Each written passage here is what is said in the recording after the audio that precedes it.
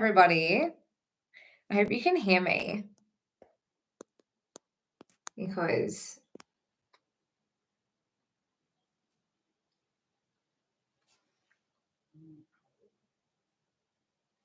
Corey will be with us in a few moments. He is just running a couple minutes behind. But hi, everyone. If you can't hear me, can you please let me know? Because that would be great. Welcome to the round 3 clash. North take on Adelaide Crows, Adelaide Oval. I can't believe we've never won at Adelaide Oval before. Yay! Hey, James. How are you?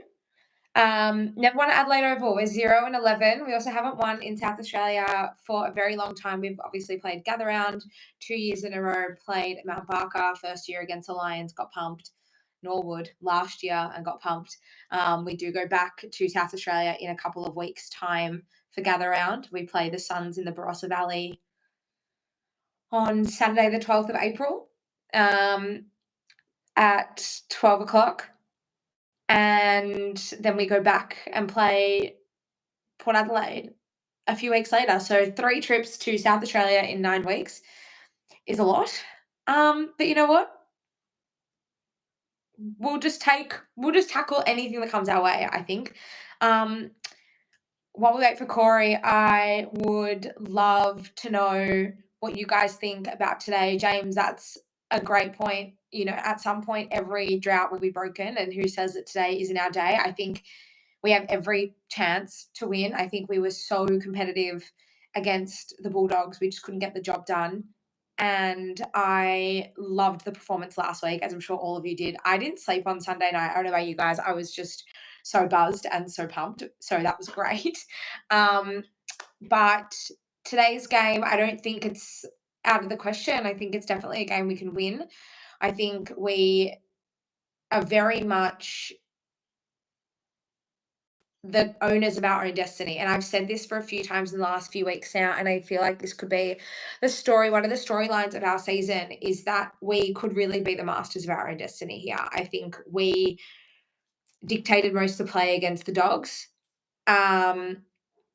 We just couldn't hit the scoreboard accurately. And then I think that last week obviously proved after quarter time we just fit and firing, and we just absolutely torched the D's. I know their performance against the Suns yesterday was, pretty interesting. Can we just talk about the crowd yesterday as well at the MCG? 8,000 people showed up for that game yesterday at the G between the Suns and Melbourne. Even North were pulling crowds of 13, 14,000 a couple of years ago against the Giants when, they said, is there even going to be? It's going to be the lowest crowd on record. 8,000. Anyway, it is what it is. You guys know that the script is always different when it comes to North Melbourne. I don't need to tell you that. So again, thank you guys so much for joining us. I'm really excited for this. And if it's something that you want to see more of, then more than happy to facilitate these for away games. I go to every game in Melbourne and I, meet so many of you guys there, which is amazing. And I'm very, very fortunate. And I actually do have a very exciting announcement for next week's game against the Swans. We play the Swans at Marvel on Saturday night next week. I have a very, very exciting announcement about that. But I'll save that for after the game. We've got a game first to tackle. We're about 15 minutes away from kickoff. Corey won't be too far away. I'm really looking forward to it. Let's see if we can get him in.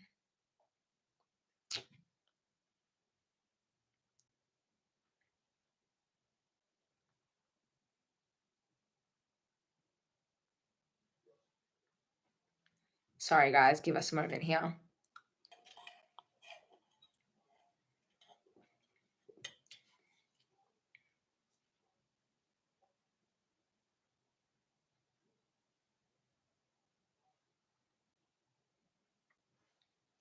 Won't be too far away. Just some tech issues. First time we've done this, so hopefully it all goes smoothly. It's definitely a foreign thing for me. I'm usually on the other side.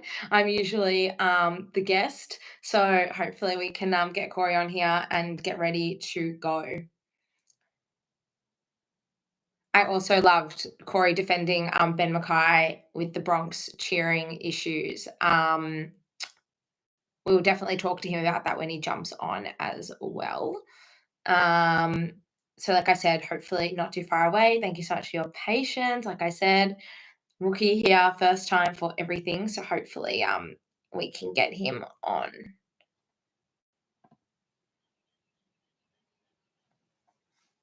How do you guys feel about today? What are you predicting? What are you hoping to see? Who do you think is going to stand out? Who do you think is going to have a big game? Oh, guys, I think we've got it. Hello. Gotta love technology, don't you? I know. And it's the first time I've done this, the first time I've hosted it. So I'm glad it all worked. We're ready to go. Everyone, Corey McKernan, Kanga TV fans, everyone's really ready and raring to go. Yeah, I know. I think what happened with that link that you sent through, it was it would only work on my phone, so I'm gonna have to find somewhere stable with my phone so that it's not moving around. So that's all right. That's all right. First world problems. Corey, how are you feeling about today's game? Obviously, we had a massive win last week, and you and I spoke after the game last week. It was just an incredible performance, and I think one thing I really loved about last week's game is that it was a genuine team effort, and it was a genuine 23-man effort. The bottom six were just as good as our best six, and it's some of the best footy I've seen from North Melbourne for a very, very, very long time.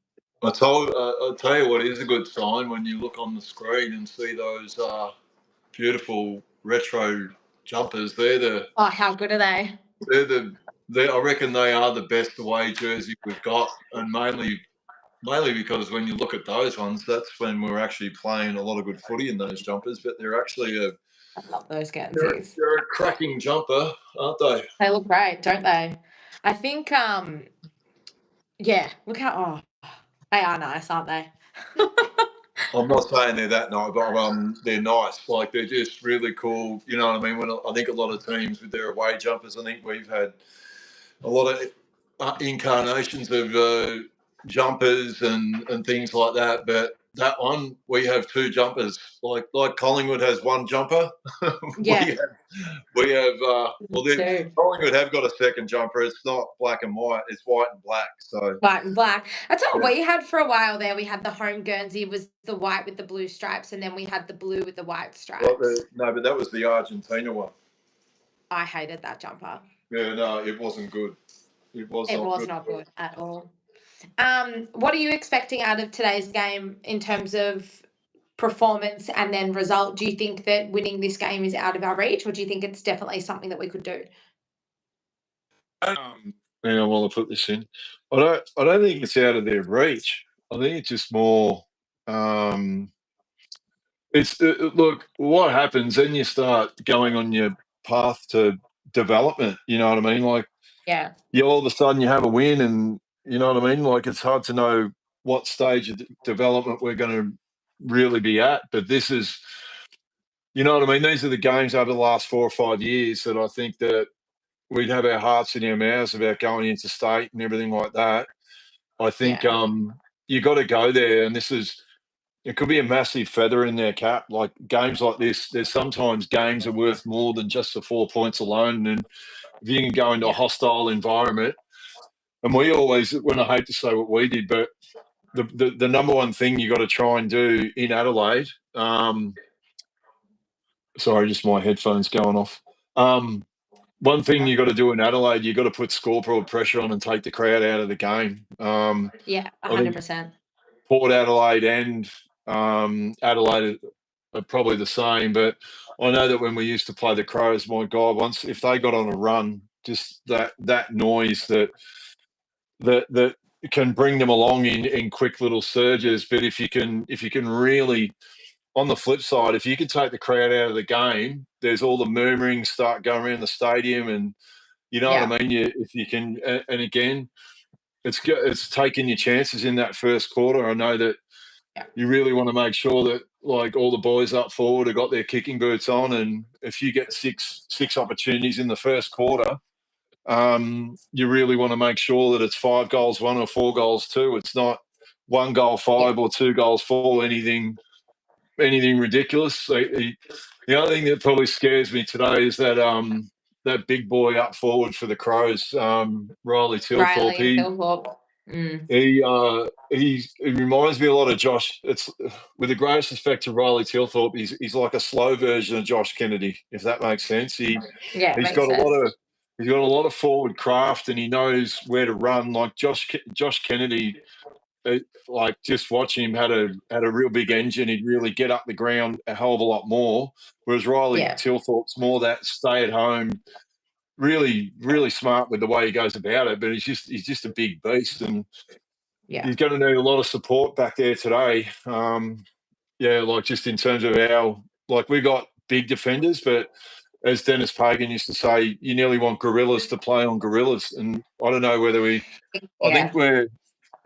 think that's where we used to be lucky with someone like Mick. Like, when you had a gorilla, Mick was a gorilla. When you're playing on these big forwards, it does make it just makes a big difference. They're right, and you don't even forget about it. And to be honest, we probably took for granted that. You had Mick back there, and he's going to take care of him. But no, it's just it's an interesting time in your development. You don't I tell you what, I don't want to see today. We don't want to go over there and not show up, because I think any of the credits that you had, last week are nearly. Well, they nearly go out the window. You know what I mean? Like we sort of, you don't want to be. It's a new week now. 2 steps forward, 1 step back. You want to go over there and have a real good showing. Are we? Someone's just asked. I think Comden. If Charlie's going to play a lockdown role, or if he's going to play intercept, it's interesting because they've got 4 or 5 big key forwards. I still think that Charlie Comben needs to play that intercepting role. I think he's not a great one-on-one lockdown defender, and that's just the reality of it. We've opted to not bring in a 4th tall key defender. I thought maybe Callan Dawson would get a run this week, but then you trade out size for pace. So what do you think, Corey? Do you think he'll play that lockdown role, or do you think he needs to remain that intercept defender? What about if we just lined up how they did announce, like there was Bill just said that on the screen. Caleb Daniels been getting named at centre half back. Now, if there's one thing I'm sure about today, Caleb Daniels probably not going to be playing centre half back today. I wouldn't have thought so. No. But no, it'd be interesting. Like in terms of like even with, I think Charlie Comden, he actually does play. Maybe it seems like he plays his best footy when he's got an opponent where he can take a few liberties. And when he can read the play and do like he did last week, that's what's interesting nowadays. A lot of the number 1 defenders in the competition, they're not really the lockdown defender as such. That's where someone like Jacob Wiedering, who I think is nearly the best defender in the game, that's where he's a bit of a unicorn, that he not only stops his opponent, but he's got that ability where he can read the play and mark the ball. So it's going to be interesting. Look, it was important for us last week, but I think if we can win the ball out of the middle and with that midfield that we've got at the moment, if they can get first use and get it into that forward line, and with that forward line, the way it's set up at the moment, when you've got Cam Zerha in form, you've got Larky, you've got all these guys down there. Like, you just got to give our guys first look. So never more so than any other week is it so important that they get first use out of the middle. So that ruck battle in the middle is going to be interesting. And then with our mids, you and I had spoken about it off air, that like when you look at this midfield has to do something, has the opportunity to do something special, I think, in the history of the club. You know what I mean? 100%. I look at the midfields that we've had in our successful eras, and this one, like I'm hoping and we're hoping it's going to be talked about in the same ilk as the Adam Simpson, Peter Bell, Shannon Grant, Brent Harvey. You know, I mean, the talent that's in there, McKercher, Sheasel, Wardlaw when he gets back in, LDU, Simpkin, it bats really, really deep. So you'd like to think on a day like today when it's nice and sunny in Adelaide that hopefully we can get first use and see where we go.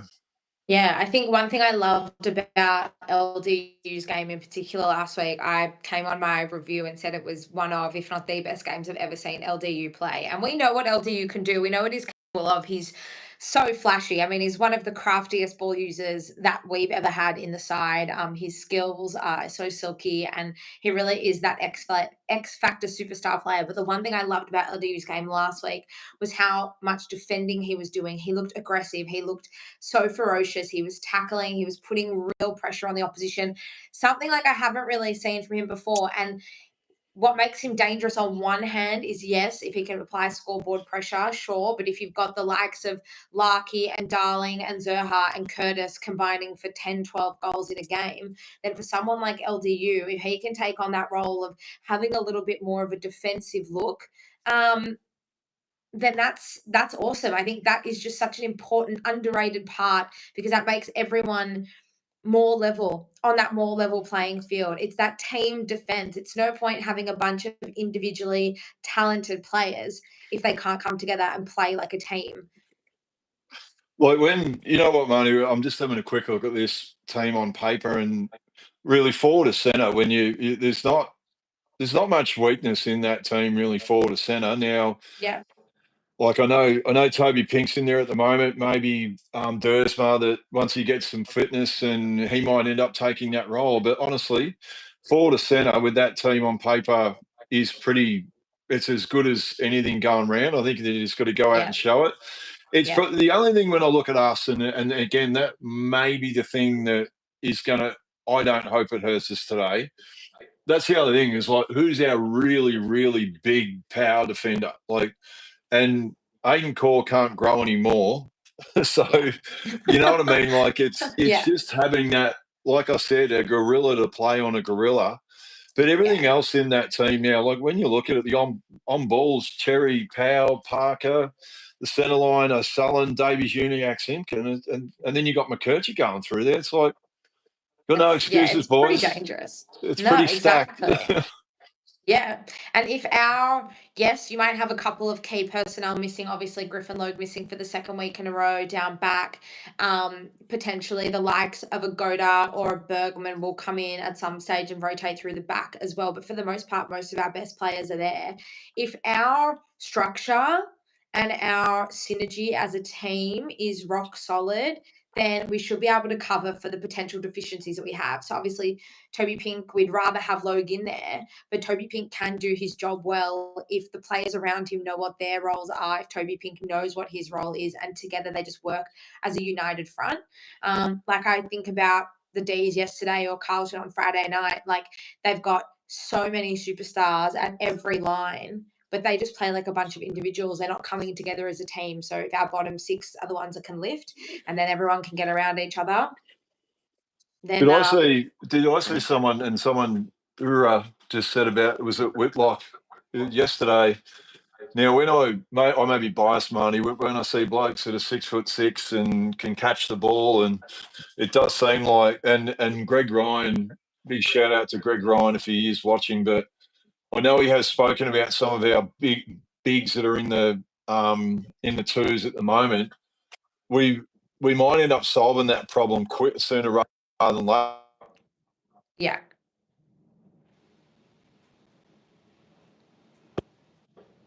Oh, we've lost him there for a second. Corey, we got you? Yes, we got you back. Lose me. No, I was just mentioning about, like, with our with our kids that we've got in the twos, and I suppose that's where it's been hard for them in a way, that we're screaming out for these bigs, but unfortunately, I don't subscribe to it when they say bigs take time. If you give them time, they'll take time. But here we go. Be a real for us. All right, guys, ready to go. Adelaide Oval. Now, I did see today someone said, what's the ruckman's name from Hawthorn? Didn't they mentioned about Lloyd Meek. Lloyd That Meek? he was They're the all best talking about him at the moment. I comp. said, well, how about you wait and see what Big X does before you or until he. That's the North Melbourne tax, isn't it? Here's Jai through the middle. That disposal into the forward 50 is really, it kills us so You know badly. what? It's the only thing with Jai and a few of the on balls where that's just where they've got to get better. And especially as I mentioned, you know, I mean, when you're going into Adelaide like this, you got to take your chances. You really got to have a bit of composure and hit a target like that. Then the difference between hitting a target or kick it into space, like if you can see that, like that kick there, if that's covered, you just kick that wide. Good one, Tex. Yeah. Yeah, nice. Good pressure though. That was good from Toby Pink to. And free kick. Oh wow, yeah. I'm going to be interested, Marty, to see how far behind that with what I'm watching and what you're watching are we aligned. So Paul Curtis has just kicked the ball into the forward 50. Yeah, we're about nearly right on. Okay, great. Oh. So rush behind. At least we're on the score. It looks like we've settled. Is that I don't know if that's fair to say. It looks like we've sort of settled straight away, which is nice. Oh, Aiden Cole, my guy. Great mark. After we talked about him being so short for 2 minutes. He definitely, I feel for Aiden Cole. I've said this quite a few times. I think he had so much inconsistency in his body prior to 2024. He just couldn't get in the park. He made some really silly mistakes. But ever since he's found some continuity in his own game, he's been just about the general back there. And he's been the only constant we've had. So North another rush behind. So Adelaide 0 to North 2 behinds 2.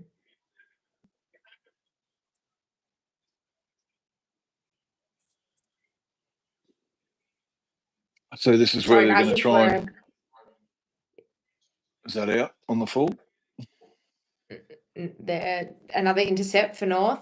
Sorry, everyone, if we're a little bit behind, we'll try and catch up at quarter time. Tech things. Oh.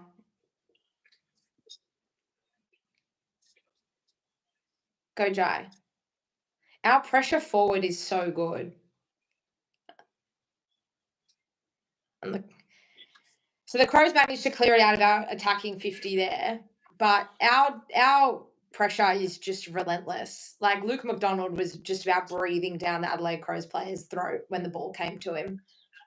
Yeah, I know. And look, I know Luke can be a bit of a whipping boy for some of the North faithful, but you wouldn't get anyone that typifies being a North person better than Luke McDonald. I think, yeah, and this is the other thing. You need a lot of those people around your footy club. They make it what it is. 100%. I think we're putting a lot of pressure on the Crows because they are coughing up the ball quite easily. So if we can just hold our nerve a little bit and weather the storm, would be really, really nice. I'll tell you what I have noticed. The first goal here too. I'll tell you what I've noticed too, like for people out there as well, like Cam Zerha's even body shape even looks where he looks a lot leaner this year as well. You know what I mean? I'd be interested to know. He's in great shape. He is in great shape. And then, I don't know, by having Darling there, well, you and I have spoken about this, it means he gets the third best defender now. Yeah. Darling is he's there for his teammates first and foremost, but he's been able to contribute. He's kicked goals in both of our games so far this year, which has been really good. If he can chip in with, one or two of his own each week, but he allows the likes of a Larky or a Zerha or a Curtis to really step up and, take their opportunities. There was an article about JD in the Herald Sun last week before his 300th, and he was talking about the relationship that he has with Nick Larky, and he said that you're talking about Riley Thilthorpe earlier and playing a lot like Josh Kennedy, but JD was saying that Nick Larkey plays a lot like Josh Kennedy did, and so he finds that working alongside him has been a really easy transition because he is so used to playing. Obviously, he and JK played together for so many years at West Coast. First goal to the Crows. Ben Keys. That's a shame. All that hard work for them to claim the first major, but hopefully we can just go back into the centre and even it up sooner rather than later. In that first 4 or 5 minutes, you sort of felt like North had, sort of been a little bit more. I know, I didn't have a lot of the ball, but they felt like when they did have the ball in their hands, they were still pretty composed about it all and making the right choices. So. Yeah, absolutely. It's just a shame. That was just, as Bill said, that was just unlucky, I think, for Bailey. Just sort of lost control of the ball a little bit there. I've really enjoyed his season so far as well. I think he played a little bit in defence last season. I think that threw him out of whack a little bit. Just keep him on the wing. He can run all day. Just give him the license to run because we need someone with a big tank to be able to do that. Not sure about when they put Jack in the ruck. I don't think he's real keen on that. That's going to be holding the ball. I'm not sure whether Jack, even at the Eagles, I don't think he'd spent too much time in the ruck. So it's a bit of an odd one I get a bit nervous when we throw him in there. He's not, I agree. He just doesn't have the best of awareness. But again, that you can play 300 games at centre half forward, you know what you're doing. But when you haven't really at West Coast, when you've had Dean Cox and Nat Anui and these guys, you didn't need to go and play in the ruck. So yeah, it gives us a bit more flexibility if he can pinch hit in the ruck. We don't have to, and I'm not against bringing someone like Bryn Teakle into the side, but it gives us a little bit of flexibility up forward and gives us more options, I think, if we do have Jack pinch hitting in the ruck or even if we went, it's tough though. But it's interesting. I'll be interested to see. Let me check. I don't know whether they've made the change. Where are we? Whether they've made a change and whether X is going off the same time as. Let me have a look. So I don't know whether he's going off the same time as Riley O'Brien, and then whether the secondary ruckman, when Riley O'Brien goes off, whether it's a predetermined plan that he's going to go off. Oh no, there he is. He's on the bench. Yeah, that's really confirmed what I was. That's not good. And there's another for Tex as well. So Tex Walker kicks Adelaide's second major for the quarter while X is having his lower leg looked at. Great start. Great start for us. It's frustrating because I actually feel like we're playing okay. It feels like we're in it.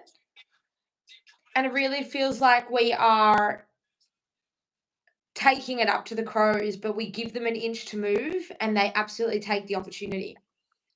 And we're just, that looks like it's the difference at the moment. They're making the most of their opportunities and we're just not. No, but you could just see in that defensive 50 ball up for us, Tex knew exactly what he was going to do. Like he was playing against someone in the ruck who doesn't spend a lot of time in the ruck, and he just managed to get him out the way. And you probably you can't really have a go at Jack a great deal. Hang on, X is back in there, is he? No. I'm not. I don't like this. I don't like the fact that X is not on the ground. It makes us nervous already. Yeah. They haven't given us an update yet, have they? Not as yet that I can see. All I know is that he is getting it checked out.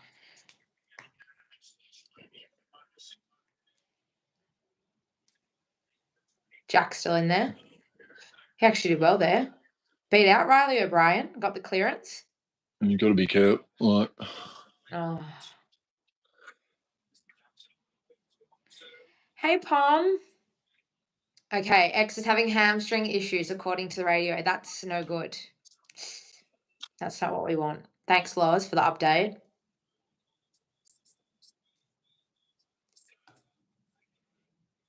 So that's the only problem. We're not, as we said, we're not crazily tall anyway. And then I'm just looking at having at the stats. I know we're a little bit more composed, but when we're 43 disposals to 18, now they've just got to get their hands on the ball a bit more often. X is up and about. He's still hobbling around. He's still motioned towards that right hamstring. That's maybe a good thing because it seemed like that was his right hamstring, and he's a left footer, isn't he?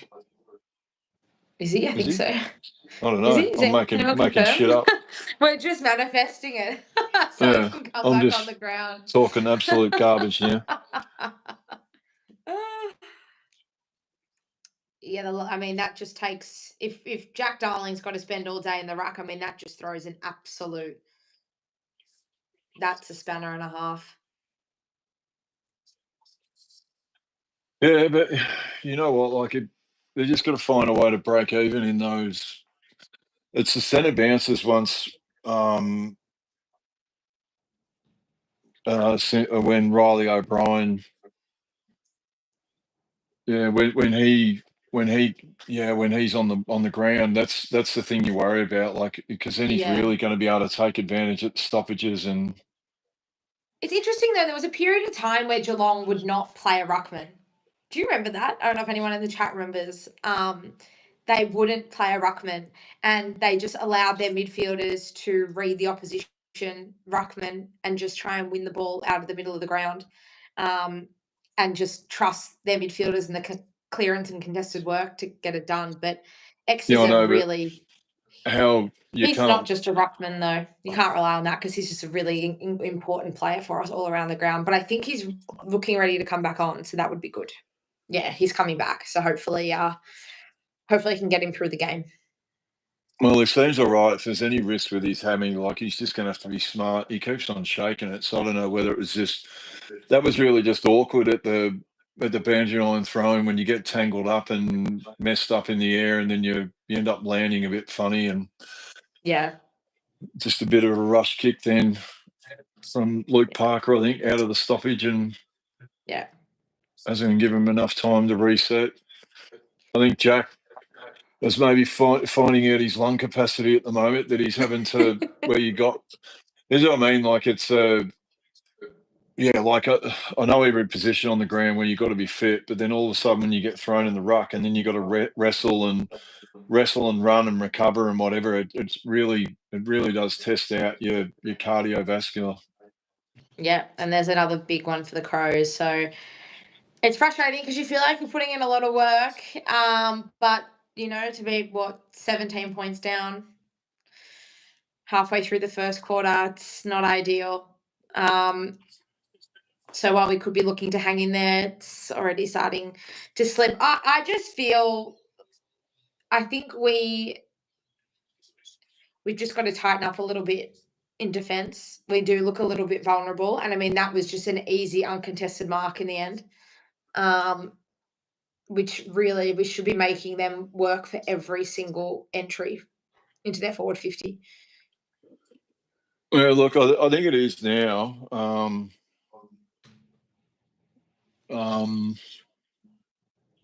Yeah, look, I think all they've got to do now, and again, this is going to test your maturity as a team. I think they'll be fine, but you've just got to not panic and say, right, we just got to get some possession of ourselves, some chains of possession going, and like even through here, like with LDU here,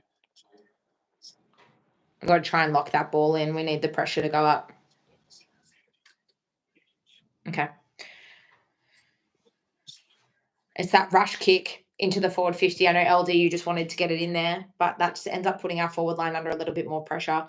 One thing I do really like about our forward line this year is the inclusion of Robert Hansen Jr. and Constanti. Before the start of the season, I thought we'd play one or the other, but I think both of them add some really nice things to our forward line. Constanti's more of that defensive forward, whereas Robert Hansen Jr. is pushing higher up the ground, and every time that man touches the ball, it's exciting. I think they've both been really good for us. And we haven't had a really good small forward for a very, very long time. And even today, it doesn't. At the moment, I don't know. Hang on, let me have a look at the stats and how we're tracking with that. Team stats, player stats. Here we go. Here's a There's go. not a lot of Ball. well, even Curtis. Curtis has had one touch. Who else? So even LDU, he's only had the 2 touches. So it's even Robert Hansen. I don't think he's is he on the ground yet? I don't think he had been. Hanson Jr., I think he was there. Dylan Stevens is the sub for today's game. So Hanson Jr. hasn't touched it. So some of the, I mean, even Larky's only had the 1 touch. McKerch's had 1 touch. So you just need more. You know, and really, if you said all that there was that amount of players would have only had a single possession or something, and you're only 17 points down. Like, I wouldn't mind kicking a goal or 2 going into quarter time so that, you know, I mean, as bad as the start. Oh, no. Oh, no.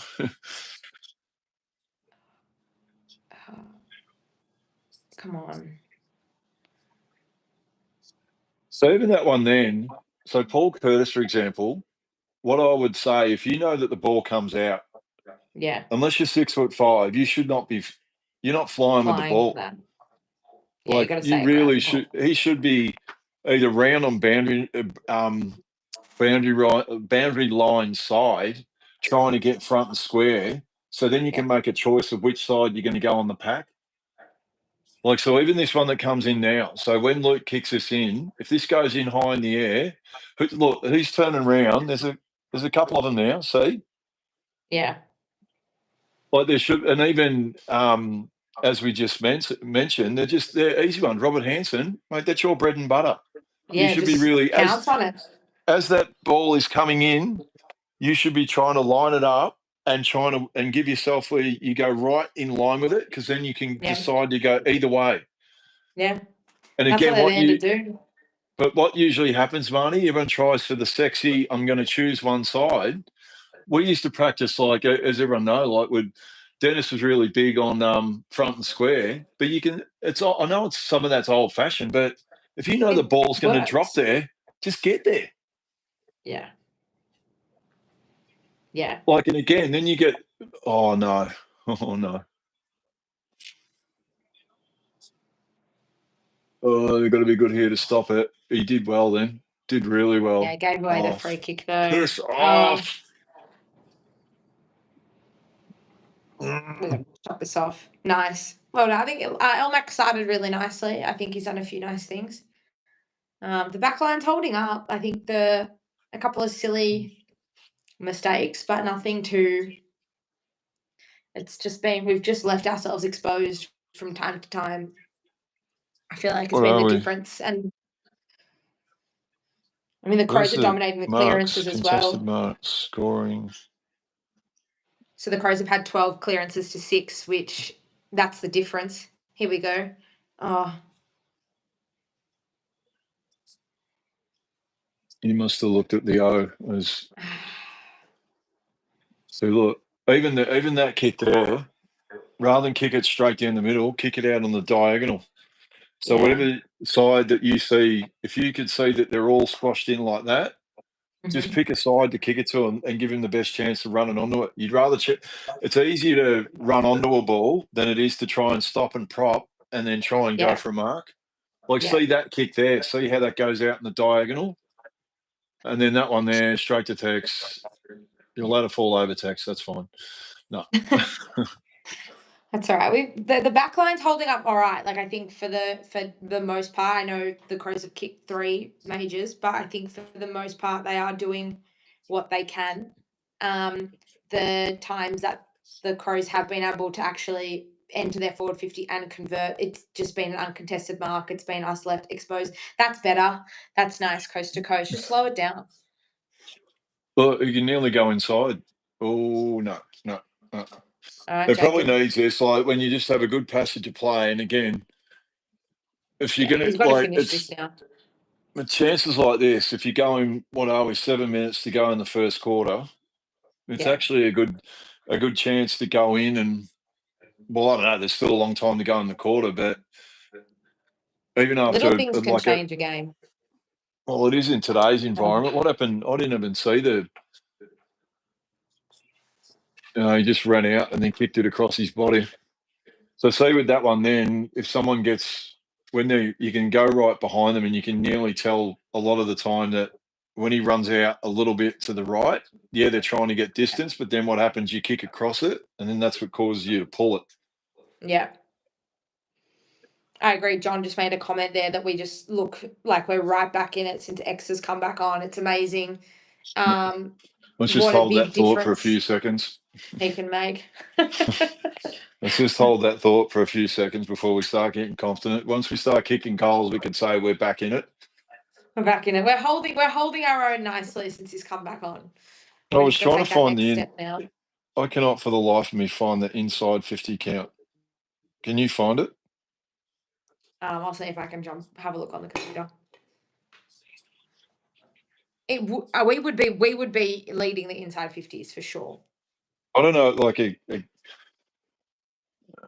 turnovers, contested possessions, stoppage, centre clearances, headouts, free kicks.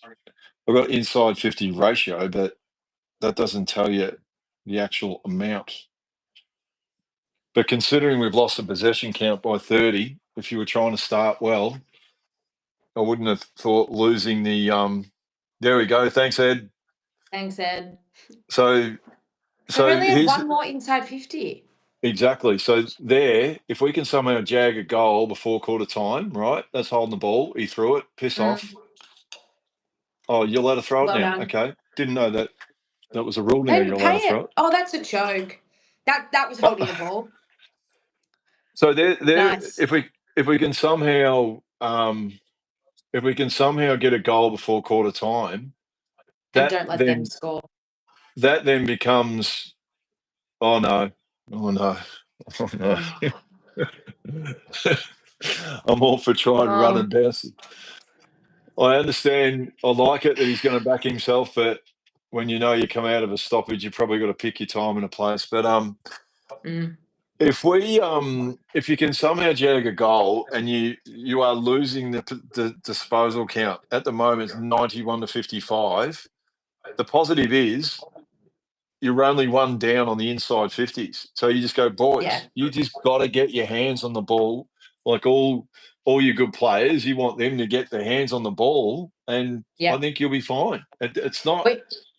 Oh, Caleb. I've talked him up during the week, saying how I'm not usually the fan of the little folk that play the game, but I'm usually biased towards the big blokes. But he was beginning to become a favourite, and then as soon as that, I've seen him kick it in the back of two people today. Our inside 50 efficiency inside 50 for this quarter is 8.3%. Okay. That's just atrocious. That is atrocious. That is I don't know. I don't have words for that. 8.3 is not good, is it? That's horrendous. That is really horrendous. That's horrendous. Wouldn't have thought it's good. No. And that has been an issue for us for so long. It's the disposal inside the forward 50, and then of late, it's actually been converting. Because our conversion last season wasn't actually too bad. We just weren't getting any opportunities in front of goal. Whereas this year, with the new look forward line and the way our forward line is functioning and flowing so much better, we're getting the opportunities. We're just not converting. So that's where now we have to start to, and it's frustrating because we've got some very good goal kickers in that side, and everyone saw after quarter time, like halfway through the second quarter last week, it all just turned. I think we only kicked 3 or 4 more behind for the rest of the day. So, but to start last week's game, 1 goal 5 or something, and 3 goals 8 halfway through the second quarter, no good. And to start today, I mean, the Crows, we've only had 1 less scoring shot, but they're 16 points up. I wouldn't mind jagging at least 1 more goal and big X. That's good. Upset the little blokes. You can tell he's coached by Damien Monkhurst. So Caleb Daniel, and if that was a normal player, you might not have had to have jumped. Come on. He's holding the ball. Come on. Oh, Tex. Oh, no. Oh, Tex. What the hell was that, Tex? Oh, Tex. Now I know why you're one of my favourites, Tex. If you keep doing that. I do love Tex Walker. Who's on Tex? Tex. I would. Oh no. Oh, Okay. Oh, there's too many. Jai. Their pressure's getting to us. Their pressure's very good. And they're lowering the eyes. Their delivery inside 450 is so much better. The amount of players that they've been able to just find standing there on their own. That was bad by Giants to hold that.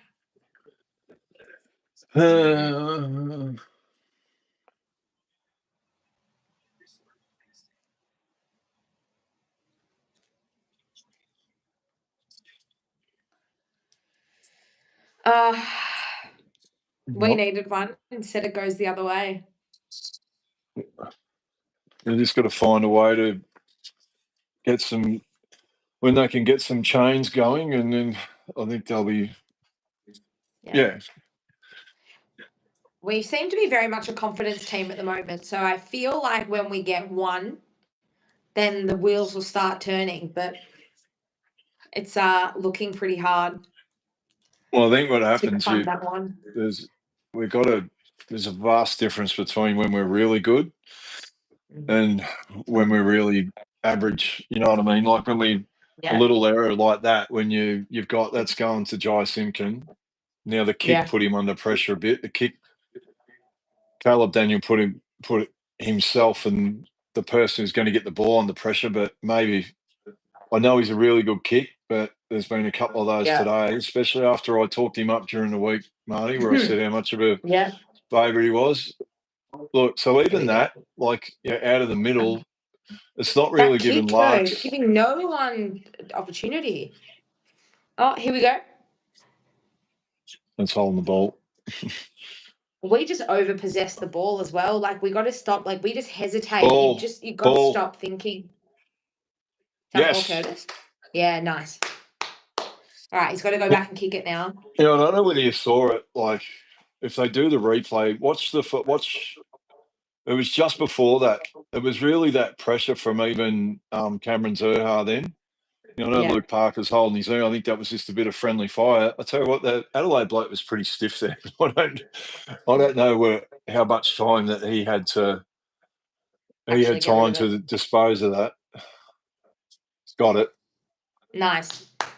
Needed that. You know, we'll just take it. Considering the way we were absolutely stitched up in the first quarter by the umps last week, we'll take a cheeky one to get ourselves on the board. So Adelaide 4-1-25 to North Melbourne 1-3-9. That's nice. We needed that. We want to keep it close before quarter time. Agreed. We can get another one. That'd be nice. But I absolutely am loving Paul Curtis this season. I think he's been just about one of our best players this season so far. I know we're only 2 games and 1 quarter in, but I think he's been enormous for us. As I think probably Tristan Sherry and probably Tom Powell have been our 3, and Larky have probably been our best players so far this season. But I think Paul Curtis really has. We've talked about how much this benefits Zerha, but Jack Darling's addition equally adds something for Paul Curtis too. Go. And all that's happened in this, like, is really, it's come from what we spoke about pre-game about winning the ball out of the middle. Yeah. No one can ever explain to me. You talk about goal kicking routines. I don't know when he actually does that thing about pressing on the end of the ball. Does he really think that he's actually squashing the ball when he does that? I mean, mentally, if it works for him, it works for him. Oh, he's going for it. He's got it. Oh, I'm going to keep kidding. Marnie, I'm going to keep hanging shit on him all day. Now, James had already said, Larky, if he presses that ball, he can do what he wants. If he's kicking it like that. Yes, exactly right, John. Who cares? He can exactly. He can put lipstick on it. He can do whatever he wants. But it is funny. Like, and again, I talk about a lot of time with goal kicking routines. It's exactly that. Whatever you do every single time, it's a bit like the Matthew Lloyd thing. I use a Jonathan Brown or a Wayne Carey thing. The way every single time if you do the same thing, then it's a routine. As long as you stick to it, like Larks does that thing with the ball. I'll tell you the other thing I'm not a fan of what he does whilst I'm at it. This whole thing of coming in, bringing the ball in like this. I'm a big fan of, hey, you were trying to kick a ball onto a moving target and you're moving it side to side. But anyway, you know what? It works. It works. They're back in the game. But I reckon it's just a case of... Here we go again. Joe's been enormous in the last 5 minutes is Will Phillips. His work in and under has been unbelievable. I'm happy for Will. I do want to see him do well because Greg Ryan, that knows me, I led the charge about trying to get... Who did Sydney get instead of us? Logan McDonald. Logan McDonald. So you actually forget that, you know, I mean, he was picked 3 in the draft. Like, that started a while ago, and let's hope that... So even that one there's like a bit better of a decision, you know what I mean? You're not trying to do a risky thing. You haven't got long to go in the quarter. Here we go. Give it off. Come on. Yes. Here he is again. Jeez. Go on, Larks. You can go back. You can do your... Press the ball. You can do whatever you like. Rock it from side to side. I'll tell you what, if you were at training... You got training. It was Cam Zerha then. I thought that was Luke Parker. That was good from Zerha. That was really nice from Zerha. Old Zerha blazes away. Gee, that's 2.5 minutes of football. 3 goals in 2.5 minutes. So the Crows. That's how quickly we can change things. The Crows would be pretty flat about this. Like, I was hoping that we get 1 goal and got us back into it. For us to go into quarter time and you're only 4 points. 4 points down. And look, see this passage of play if everyone's looking up on the screen. If I was running down the ground and I had Sheasel, who else was next to him? McKercher. Yeah. I probably wouldn't want it in Cam's hands. If I had a choice out of those 3 who I'd give it to, I probably would have given it inside, to be honest, to Harry Shees. I'd probably kick the goal. Well, it was actually Zerha who won that ball. I think he intercepted the hand pass and gave it off to McKercher, gave it back to him, and then that's an exceptional kick from Bull right on the chest of Larky, and that's how the ball has to be delivered to our forwards in the forward 50. What a response. Now, Marnie, we're not going to get picky about how we start scoring goals now. We're actually getting picky about it. So the great thing is, they're going at quarter time. You're well and truly in the hunt, and they absorbed a few punches in the opening salvo. I don't like seeing Big X. He can stop reaching for that right hamstring, by the way. But let's just hope there's a bit of tightness. Yeah, fingers crossed. Great. Yeah. That was a really good response. We were really challenged there, and I just thought after that 4th goal, after Neil Bullen kicked that goal, I thought, oh no, here we go again. Because I went to Adelaide Oval in 2023, and that game was over by quarter time. Like, we got pumped. We get pumped so often there, but. Yeah, I know, but the weird thing is, Marty, we used to go there. We could not lose at the place. Like, we'd go there when, again, I never had the opportunity to play at the Adelaide Oval, but when we used to play at Footy Park, I don't know whether you guys remember, but we used to go there and we would win more games than what we lost. Like, it was a great hunting ground for us, and you just got to go there. Like, with those interstate games like that, you just got to go there with the mentality and say, we expect it. We're gonna hit you on your chin. We're gonna hit. That's the only thing that was concerning in that first quarter, that when you don't start as well, like, it's sometimes hard to get back and maintain your composure. Sorry, but they did it. They did it really well, and it was through the boys in the middle. They really got to work, and let's hope if they get more, if they get their hands on it. Like, I'll go through. You just have a chat, Marnes, and I'll try and get some of the stat winners. Well, I mean, it's one of those things, like, halfway through the first quarter, Adelaide's winning the clearances 12-6, but we're only 1 inside 50 down. So I think a lot of it would have to do with the synergy between Tristan Sherry and the midfielders as well. I think him coming back on, we always, a couple of comments were made in the chat earlier just about how he was able to really steady the ship. And I think we maybe underestimate how much he does really mean to this side. I remember when Todd Goldstein left at the end of 2023, I was just like, there is no way in hell I can see Tristan Sherry being able to step up and fill his shoes. But not only has he filled his shoes, but it's almost like Goldie leaving has allowed Sherry to come into his own and just to be his own player and not have the ghost of Goldie hanging over him. And the results been amazing. The ghost of Goldie. There's one. There you Goldie, go. by the way, Goldie loses. He was one of my favourites, but he gets a tick off the favourite list considering where he went and played footy. But I was a bit the same. Like I'm sort of a bit in the Dennis Pagan camp with this one. That sometimes I feel like you've got to do more. If you want your spot, you've got to earn it. Yeah. And the only thing that I was unsure about at the time, I felt like we were giving him the mantle. He didn't earn the mantle, if that makes sense. But yeah, that makes sense. I think what happened, Ruckman are strange beasts, and this is what happens, and I don't know why it happens this way. Whenever you get the responsibility and whenever you get given the opportunity, there's the amount of times that Ruckman invariably step up, that maybe they step up because they know that there's no one else. That I think what happened with X is he stepped up, but he knew he was going to play every minute of every game. And that's where Ruckman is strange like that. And I'll argue this till the cows come home. Yeah. Playing two Ruckmen in the team has never, ever worked. I don't think it is ever. You look at every all Australian Ruckman every year, and they are usually a ruckman that plays 90% of the game time.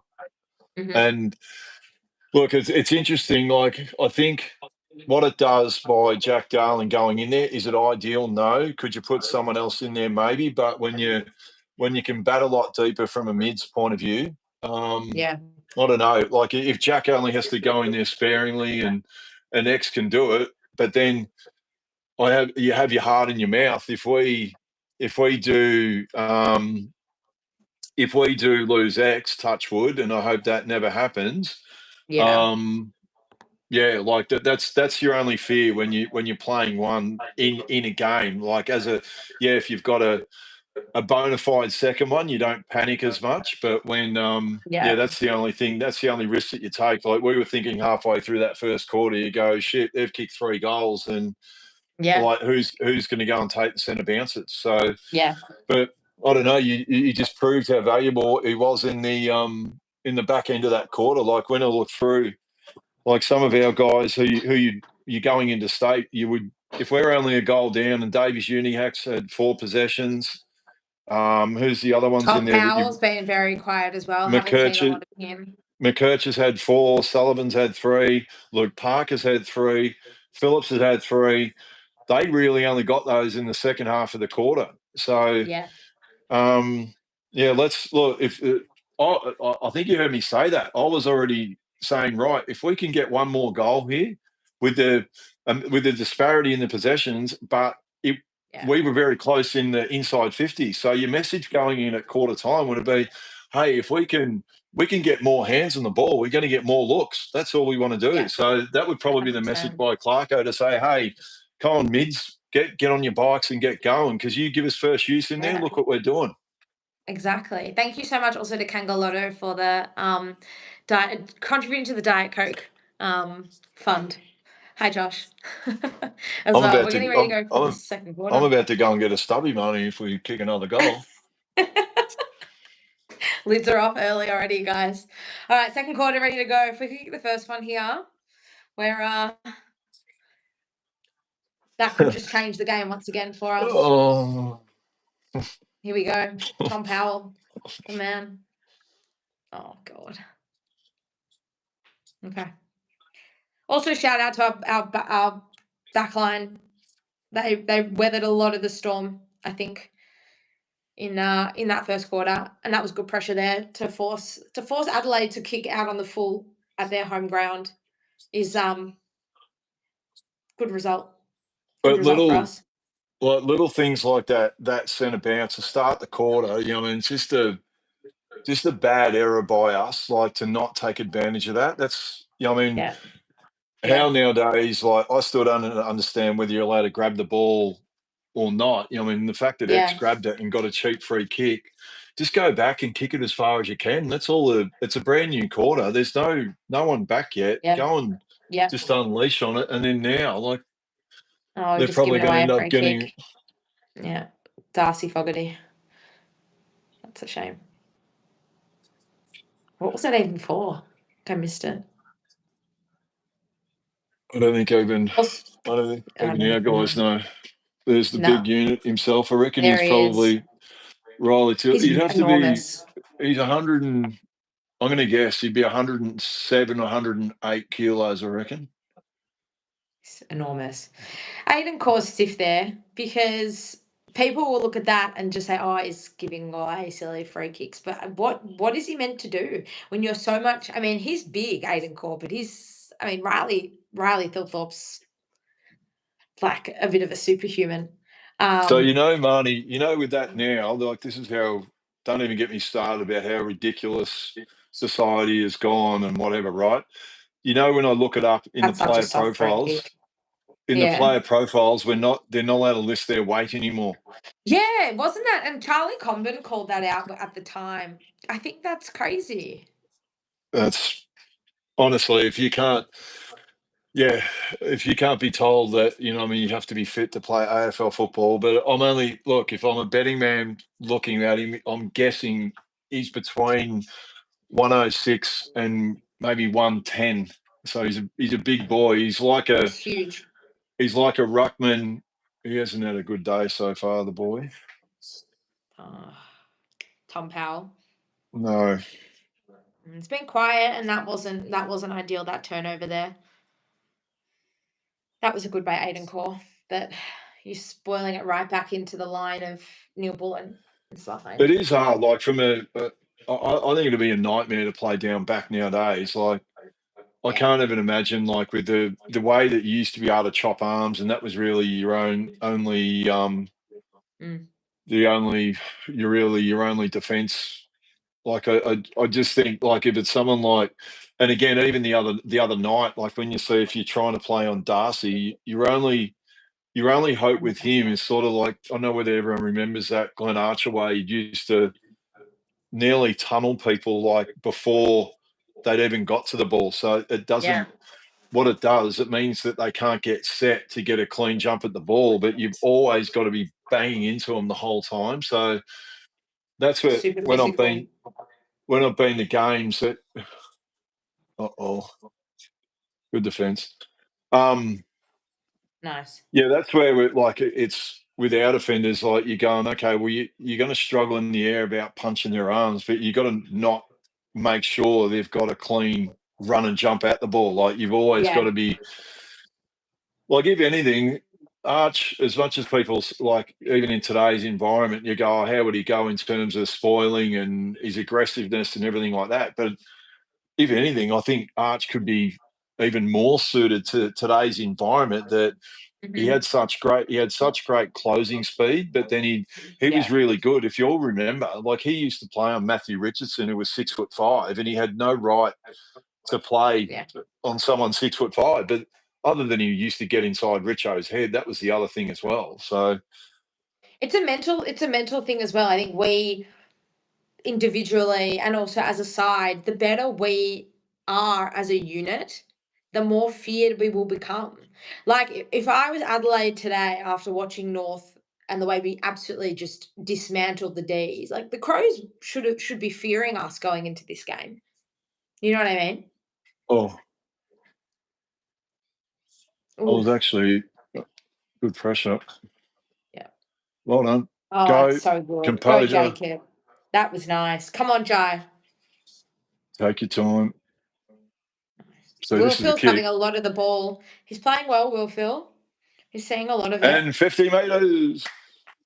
Here we go. All right. Get the rub of the green a little bit today. It's nice. Yeah, they don't trust me in Adelaide if things start going against against the umpire. So that was interesting there. I thought it was a good contest, but in the end, it should have been a free kick to Cherry anyway. You know what I mean? I thought initially it was a good contest. Who was the Adelaide player that did that? That was Nice. Darcy The Oval Fogarty, try wasn't as it? well.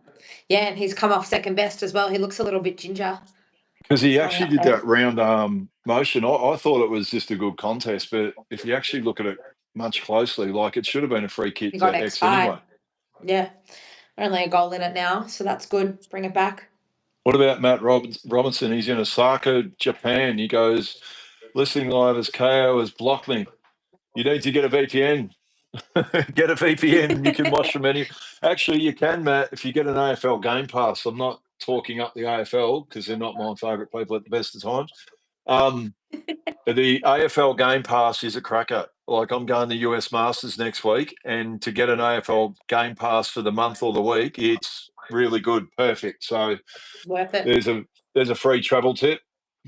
And you've got us here as well. If all else fails you, so hopefully we're doing a better We're job. better. We're better. See, hold the ball. Of course. Ball. That's holding the ball about 10 That's times. great pressure from Darcy Tucker, though. That's what you want. That's exactly what you want from him. And that's how he's going to absolutely stamp himself in this side. I think there's a lot of questions around him in the side as well, Darcy Tucker, but you know, guys like him to do the hard work to help the superstars shine. Oh. Jacob Constanti's been getting in it a bit as well. He's pushed up the ground a little bit. Nice chom. Well, it's interesting to see. Oh, Jesus Christ. That is such a risky kick. It's either wow. it's either heaven or hell with that. That's a free. Oh, I was just about to say that kick into the middle of the ground. It's utterly either heaven or hell. You either hit it, or you don't, and then or it goes back at a million miles an hour. That's frustrating because that actually that was a really nice passage of play, and then Constanti probably should have got the free kick. And doesn't, and then the Crows just attack and lightning pace down the other end, and that's one other deficiency for us. As well as we move that ball down to our attacking 50, the opposition just catches us on the spread 10 times quicker. I don't know why, standing like there even alone. then, I know, but watching that then, I don't know why there was already two of our players that had gone for the ball.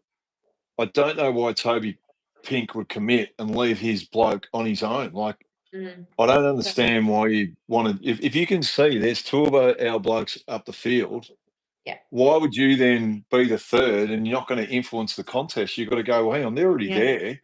I've got to get back and actually stop my man. Yeah. So, look, they just showed the replay. It was a bit sus, and then they come down the ground. Look, if you're watching the replay now, see now, he didn't need to go. Yeah. Yeah. Because he could already see the other two blokes were coming back and they were chasing him. And there was only one thing that was going to happen. Watch. He's gone. There he's. Yeah. You got Bailey Scott and Aiden Core there. What's but you know Toby what? I'm more of Marnie in that situation. I'm more adopt the McMartin mentality. That's my man. I'll stop him. I'm not worried. I'll do that. And you blokes take care of your man. But sometimes as a defender, he did well then with Tex. Oh no. Oh. Oh God. I mean, that's just outrageous. That goes through that. I give up. We just now need to settle a little bit. We've got to kind of just control the game a little bit more because they're probably starting to get on top a little bit now, and we just have to keep the ball in our hands and just sort of. It seems like I reckon Sheasel hasn't had. I reckon Sheasel's been a bit quiet so far. Yeah, he's only they had must the have 5. Activated their stuff as well. That's He's only had Sorry, you go. Yeah. No, I was just They have. saying, like, yep. That's on the full. So Josh Rochelli's come off, Sid Draper's come on. That's a big out for Adelaide. Yeah. Thanks, Kangalotto. Yeah, Rochelli injured. So Sid Draper's on the ground now. I don't know how text didn't get. Hang on, let's have a look. Not really text. It's a good try.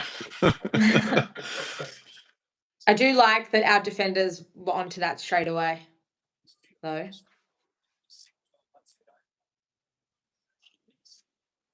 Spot on. Wheel and go. We can go down the. No. If you're not going to do this now, you've got to go long down the wing. Oh, Jesus, right up the middle. I'm not going to look.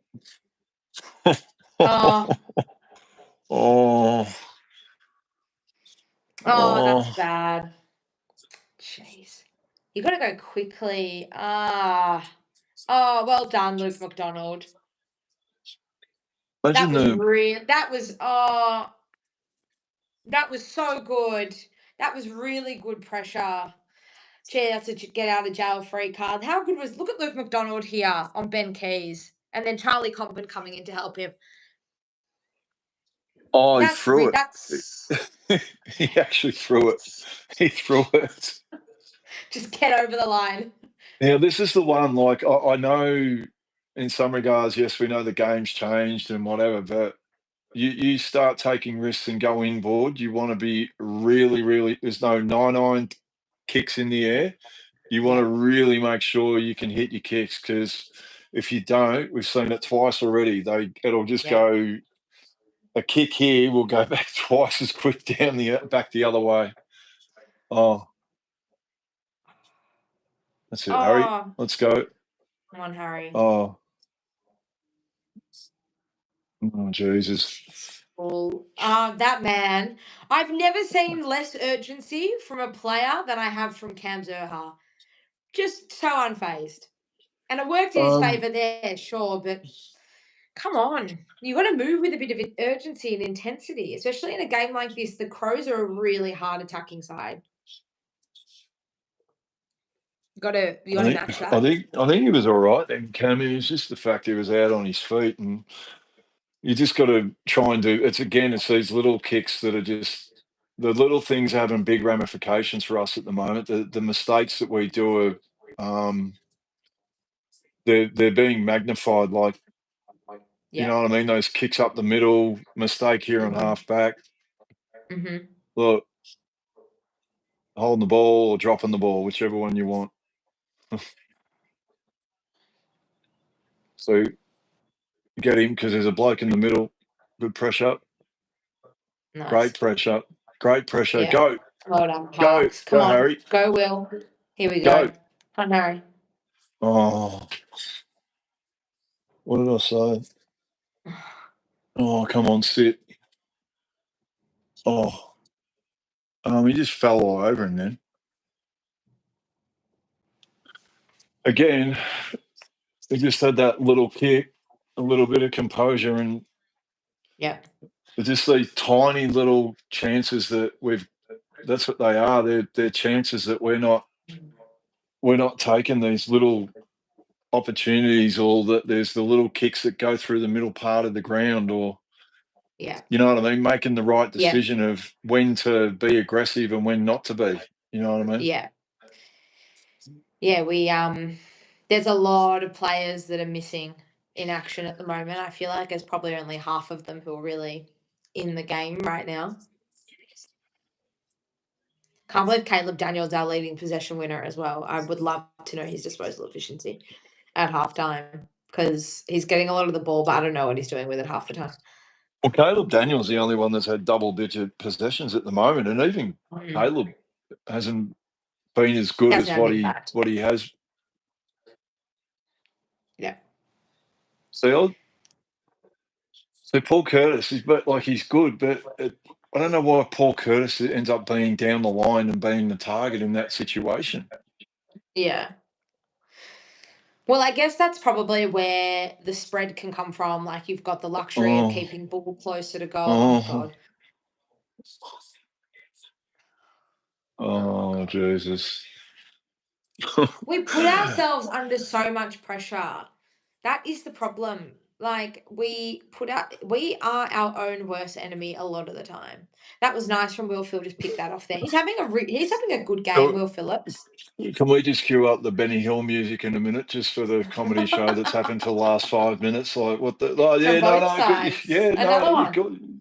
just kick it on the full. Yeah. Gee. I gave Hanson a really good rap before, and he's kicked it out on the full twice now. Yeah, no, stay off him. No, Matt Robertson, he's got the AFL Game He's Pass, watching. Matt. He's watching. Don't All worry about listen. Don't listen to Jared Healy and Matt Hill and Dwayne. I reckon we're a lot better than those blokes. There's X on the bench. There's X, yep. Getting a bit of a rub down. So the Crows have had 3. The Crows have had 9 inside 50s to 3 in the second quarter. So their supply is a lot higher than ours. We've just had the 1 goal from free kick. JD in the ruck is just not what you want. Well, he hasn't been. Yeah, that's. Oh. Oh, the poor thing. I fly the flag for that man. He is. For who? He's for Jack Darling. What a guy. What a great guy. Either team hasn't really had a lot of composure in the last 7 or 8 minutes of footy. It's been pretty. It's been pretty sloppy. Pretty sloppy. I'm just hoping that. You know what I mean? Like with our LDUs had 8. Who else? McKercher 5, Finn O'Sullivan 5, Parker 7. So their mids are not.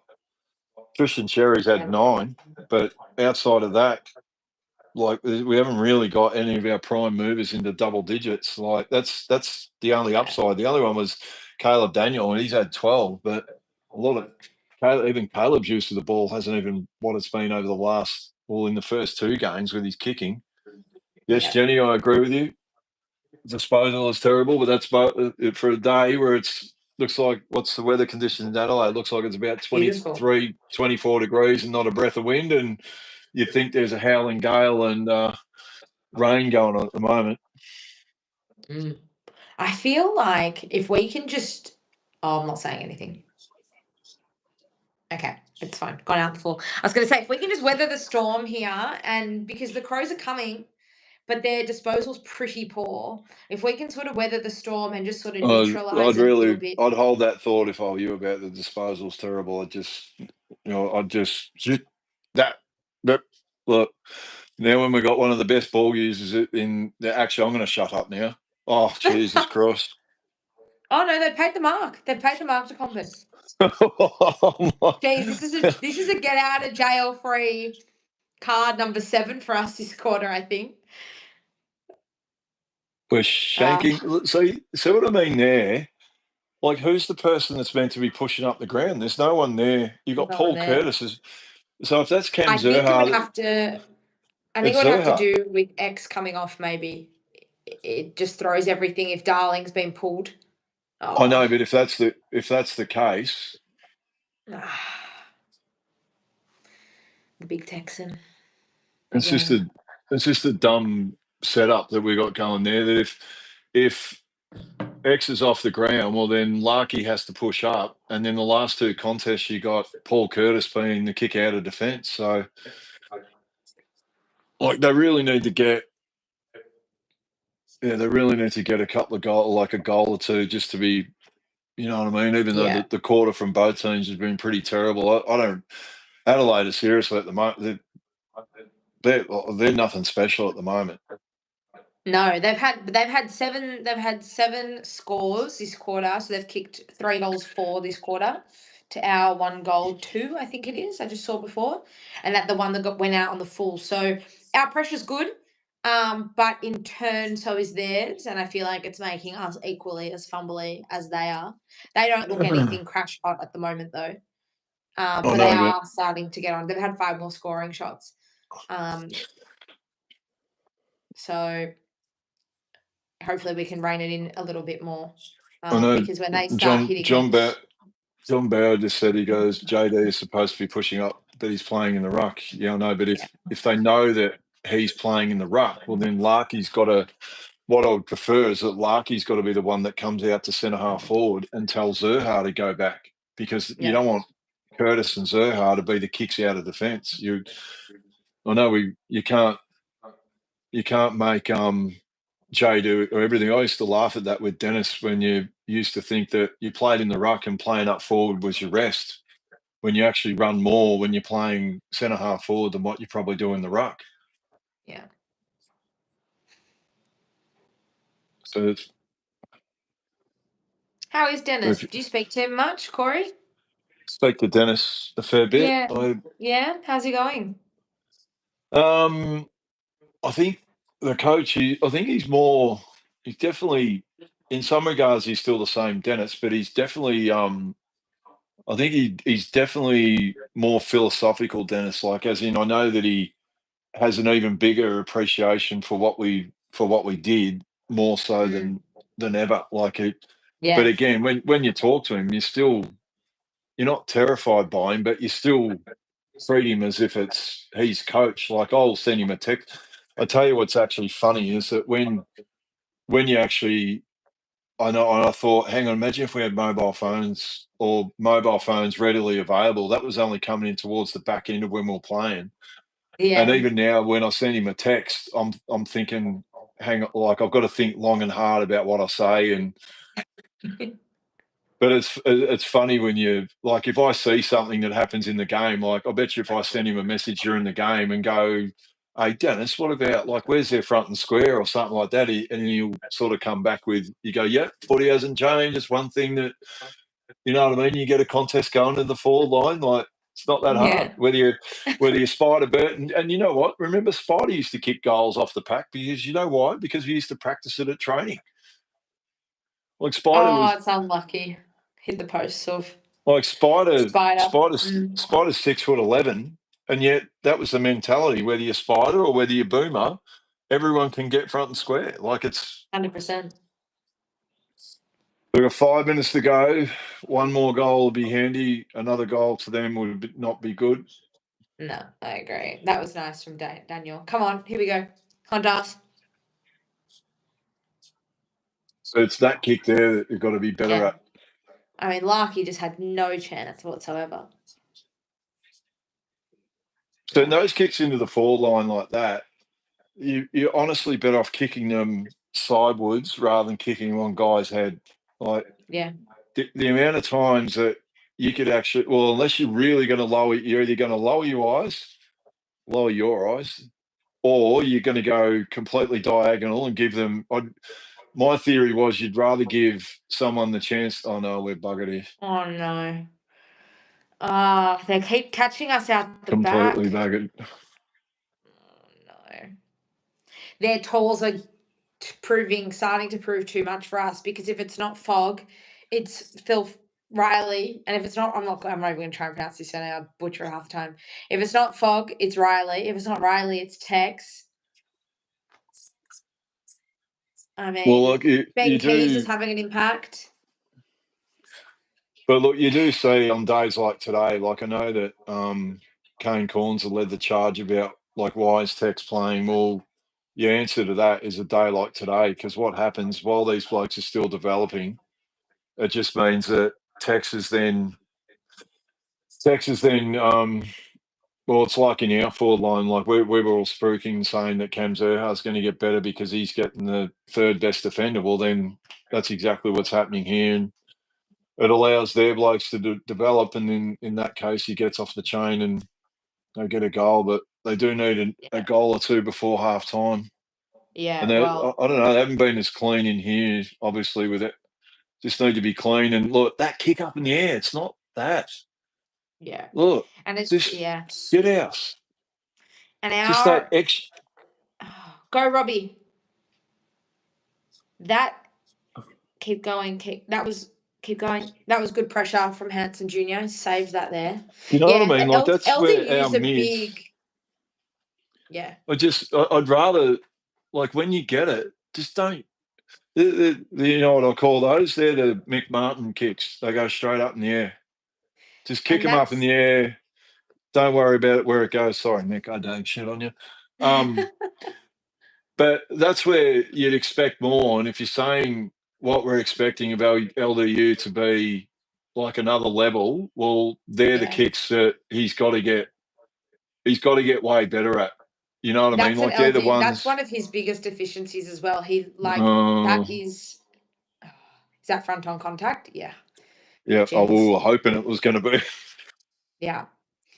This quarter, I know the first quarter we only really turned it on in the last 4 or 5 minutes, but this quarter feels like I feel like we're a lot further behind than we were. Feels this like time we're miles behind in the first quarter. Yeah. Our disposal, we just look really frazzled every time we dispose of the ball. But remember we were talking about that before. It's that bit of composure. Like, see that kick down the line. You know the ruckman's going to be there. I know. Okay, well if there's no other option, we've got to kick it there. But those up in the air ones, it's not really giving our guys the best. No. You want a chance to run and jump on the ball, and then it's those little mistakes for us, those little bits of composure, whether it's coming through the middle of the ground or whether it's going into the forward line and LDU streaming out of the middle. Yeah. Well, if I can't, but I'm nearly better off either kicking it right into the ground, right, either one or the other. I'm either kicking it into the ground or I'm going to kick it on the 45-degree angle. I'm not going to go straight down the line. Like if I'm kicking it straight at you. Yeah, nice ball.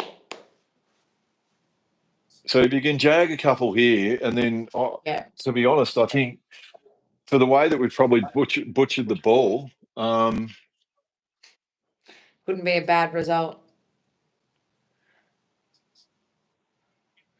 We just have to I think for us in the second half, we've just got to find a way to tighten up on their tall forwards, because we've got to play a real man-on-man tight defense, I think, in the second half, because their forward line's too dangerous. They're so potent. They are. You know what, Marnie? But I don't reckon. I reckon the ones they've got, I don't reckon they've done anything. They've come because of our muck-ups. I don't reckon you'd say that they've streamed out of the middle and like our blokes have. Yeah, I just think a lot of that has actually come from our mistakes. If you eliminate our mistakes, I think you're not only in the game, I reckon you can still go on and win the game. Oh, yeah. That has been, here we go, again, Jai out of the middle. This is the thing. It's been the story, I think. Oh, just, it's us. A lot of this is us. And that's a pleasing thing and a frustrating at the same time, because we have a lot more control over the way a game plays out than we probably give ourselves credit for. That was nice from Caleb Daniel. But the hand pass. It's a millionaire handball. Fuck. Oh. Oh, Luke McDonald. Well done, Luke. Great tackle. That's nice.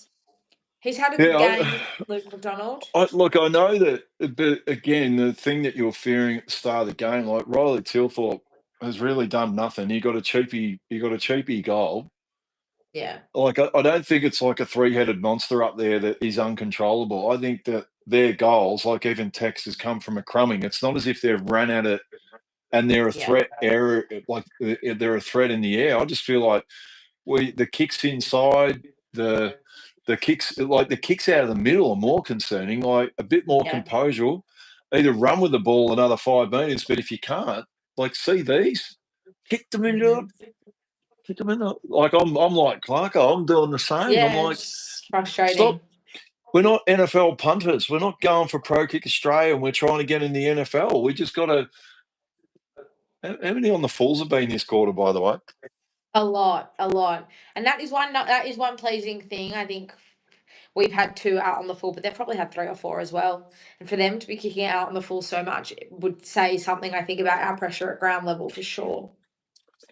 Someone said it just about Luke McDonald. I'm a Luke fan. I get that his disposal. Luke McDonald. But see, Marnie, see that kick then, how it went in a bit lower rather than up in the air. At least we're going to give ourselves a chance to reset. Yeah. You know what I mean? Like, I know it hasn't really worked out on an occasion, but honestly, if there's nothing on, we've either got to just try and you had to kick it. Like that one there, the up in the air one, look, gives them all the chance in the world. Yeah. And they've got the free kick now. Oh, hang on. So they had one bloke holding on the Cam Zerha, but it was a free kick to them. Hopefully our luck doesn't run out. It's talking about, that has to be a free to them. How wasn't it? Not a free to them. Go, Jai. Oh, this could be an amazing. That is just. We've absolutely had the rub of the green just about this quarter. If he kicks this on half time, if Sook kicks this on half time, Here we go. 17 points. Go through the routine. Look, that should have been a free there. That's 2 hands on his back. Yeah. So there he goes. He goes to press of the ball. Gives it a bit of a and then the other thing that I'm just going to keep hanging shit on his goal kicking. You know why? Because it worked last time. So the other thing, like he kicks it only far enough for what the distance is. Bugger. See? That's a shame. I know he's a pretty good kick, but sometimes that, you know what I mean? When they run in and move the ball around like this, and then, I don't know, I'm just a fan of, with your kicking, you come in, keep the ball relatively straight, kick through it. Yeah.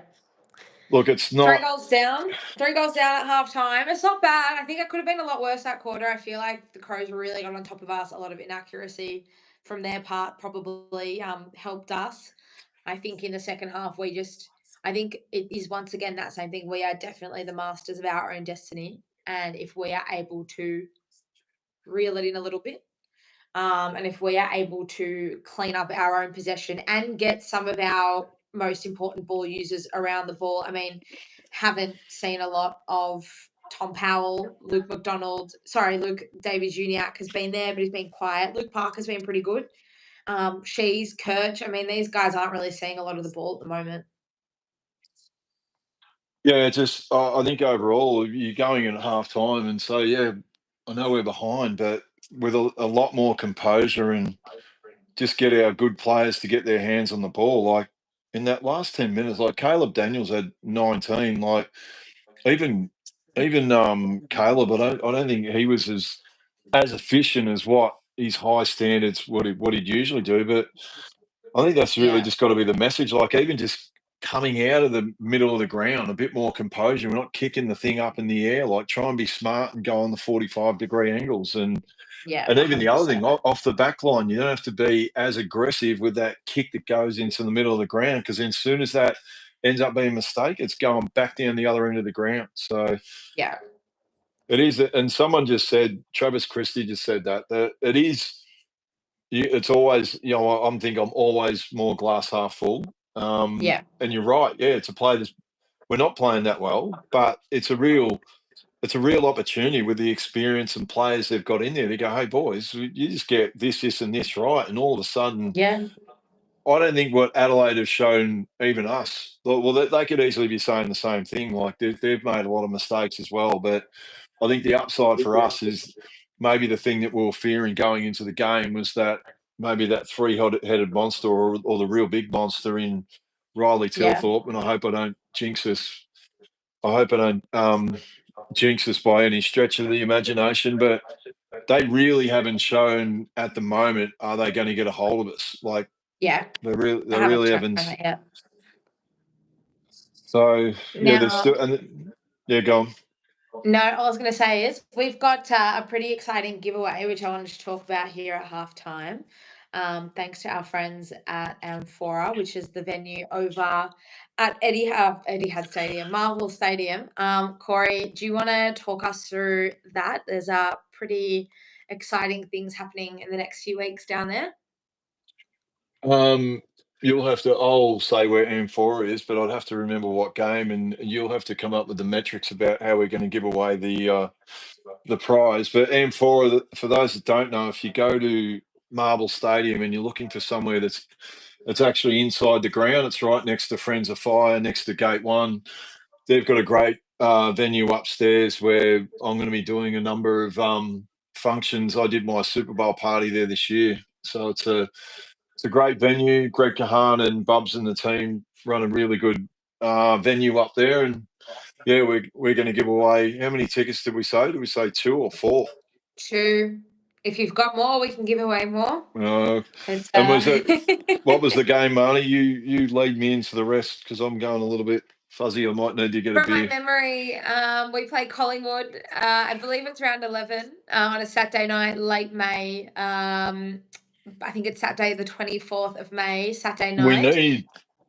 We need to come up with something very good. It's a very good prize. It'd be valued at around, I would say it's around $550 to $600. So it's a double pass, and actually that's the function where, and we can also give people details if they want to join us if you don't win the prize. But it's the Collingwood North Melbourne game. Hopefully by then that we've had a few wins and we get to play the Pies and it's a packed house. But we're doing a pre-game function with Amphora, and I've got 2010 Premiership captain and one of the great guys in Nick Maxwell. He's going to join me. Maxwell, what a legend. And we'll do a pre-game up there, but we are going to give away we're giving away 2 tickets to join us for the function up there for the Collingwood and North Melbourne game.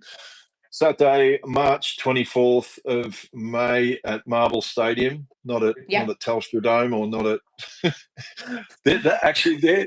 this might be the way that we come up with the prize. You have to say how many different names that stadium has had.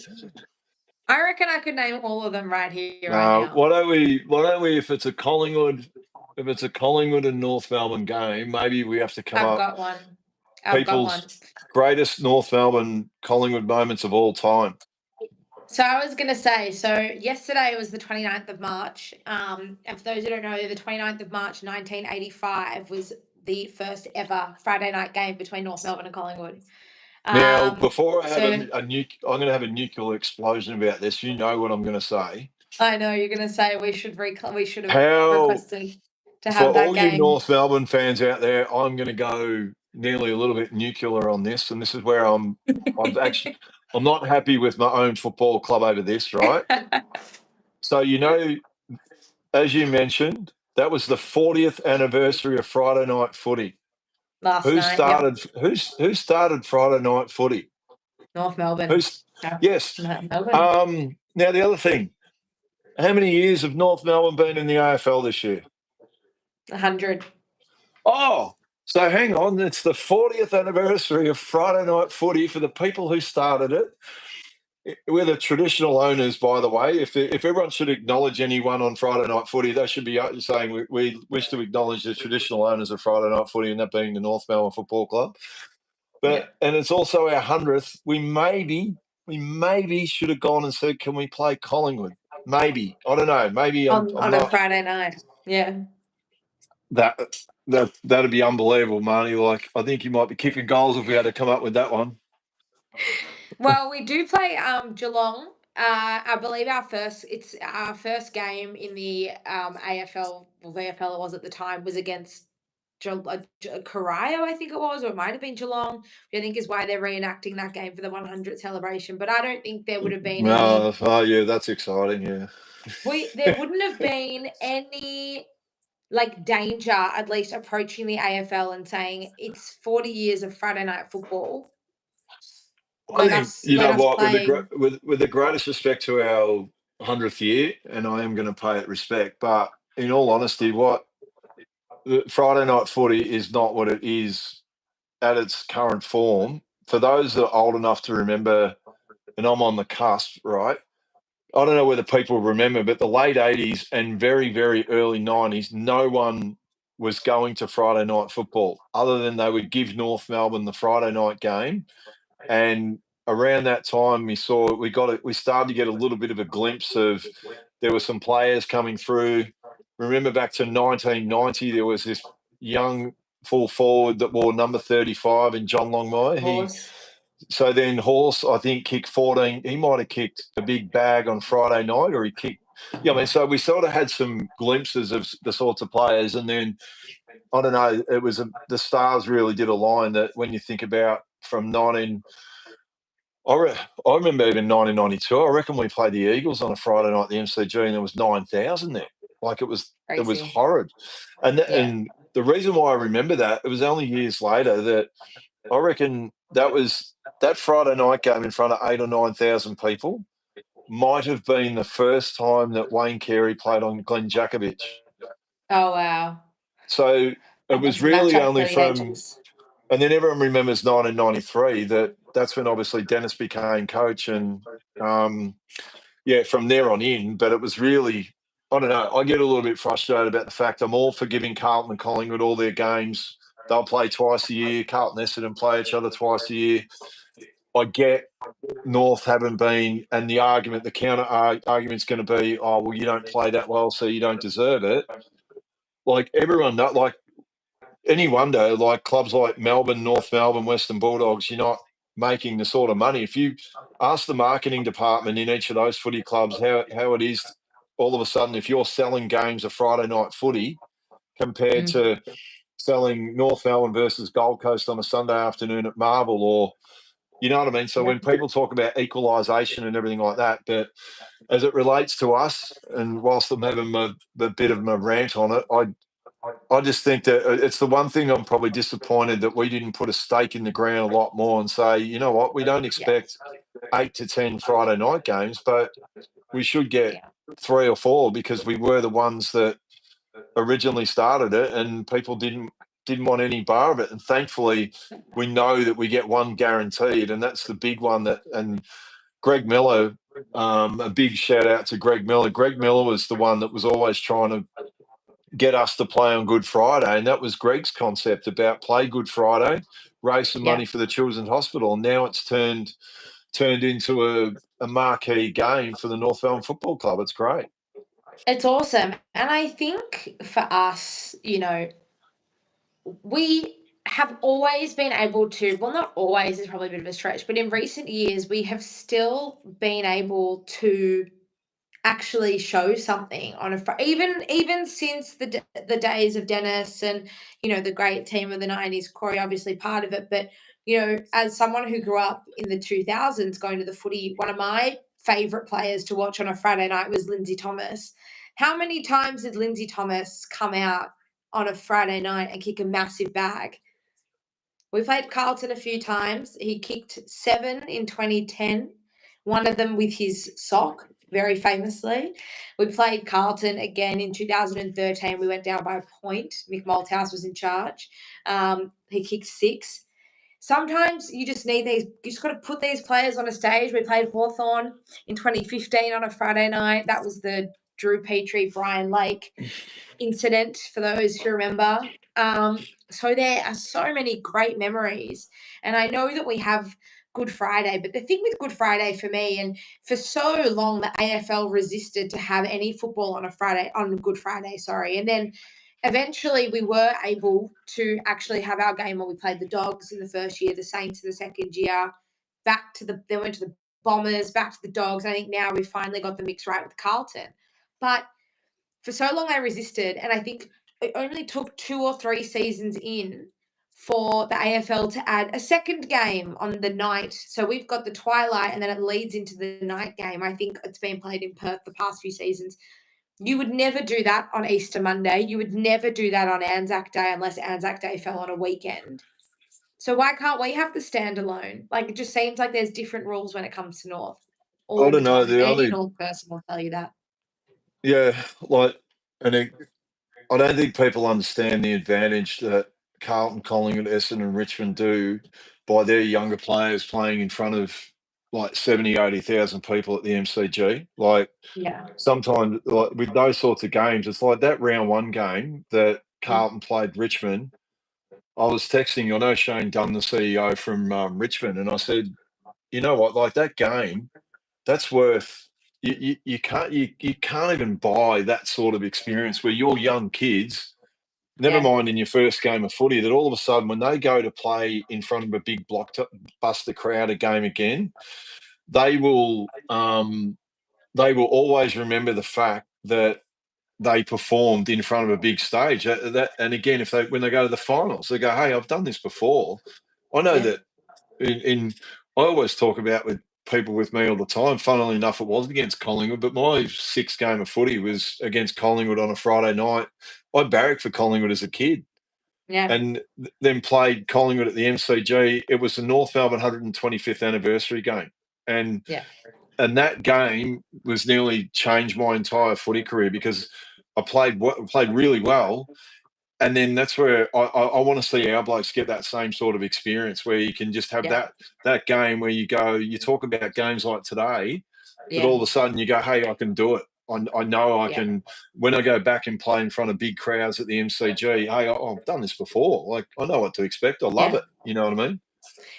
Yeah. One thing I will say about and look, I think for North, and I think North fans really feel like the club is constantly having to prove their worth and prove themselves to play on a big stage, or to get the standalone Good Friday games and to get the marquee games. This year, while our fixture probably seemed quite difficult, and I did a video on this when the fixture came out last year, but commercially, this fixture that we have this year is one of the best fixtures we've had commercially for a very, very long time. We've got a Thursday night game against Essendon at the start of May. We've got 3 games at the MCG. We've got big Saturday night games against Collingwood, against Geelong, the 100-year anniversary. We've got big games against Carlton at the G, Richmond at the G. So there's definitely opportunity for us commercially. And we also do have a few Sunday games that are on free-to-air TV as well. So there's definitely opportunities commercially for us to put ourselves in the frame, and then to really give ourselves the best chance to put our best foot forward in front of the entire AFL world to see and that we actually do deserve to be here.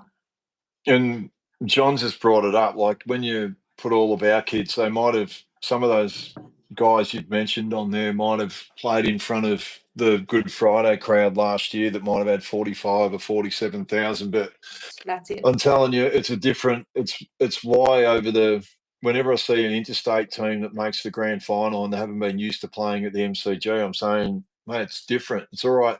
You play in front of a cute crowd in front of 45, 50,000 at the Gabba, or even at Optus. Optus is still 58,000, I think, or 55 or 58. It doesn't hold 60, I don't think. It's just shy of 60, I'm pretty sure. Yeah, but even then, that extra 30,000 people, though Optus in Perth does have a feel like the MCG. You know what I mean? It does feel like it's a bigger ground than 60,000, but it's a vastly different experience when you run out and you have that wall of sound that'll hit you when you run out in front of that 85. Like, it's really 80,000 plus. Then you're really starting to get up into a big number, and you can't compare it like in playing in front of 30 or 40 at Marble. But then, like, when you play Carlton on that Good Friday game, and hopefully by the time they play Collingwood, we won some games, like, you want the full experience of playing in front of their big supporter base. And like I said, it becomes one in the memory bank to go, hey, we played against these big teams. We know what to expect. We know that we're going to be outnumbered.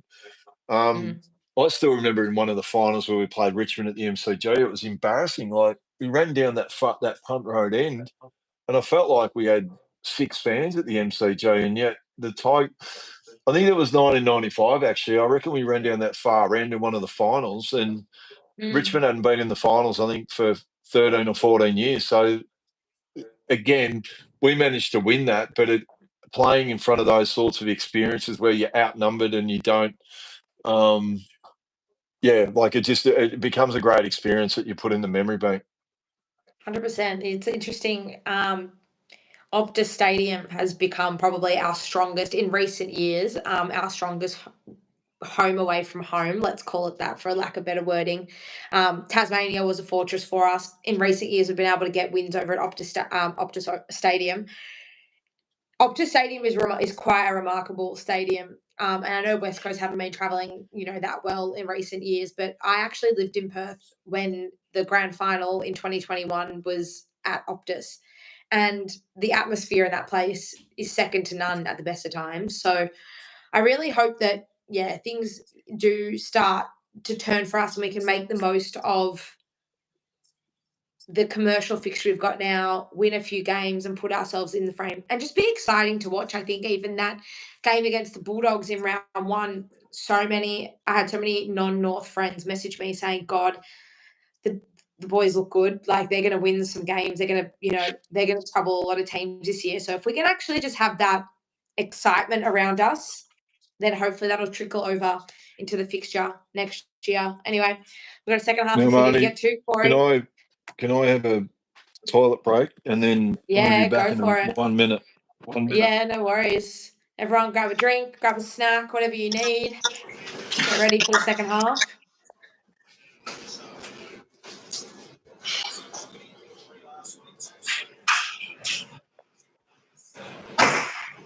How are you guys feeling about the second half? What are you hoping to see? What are you expecting?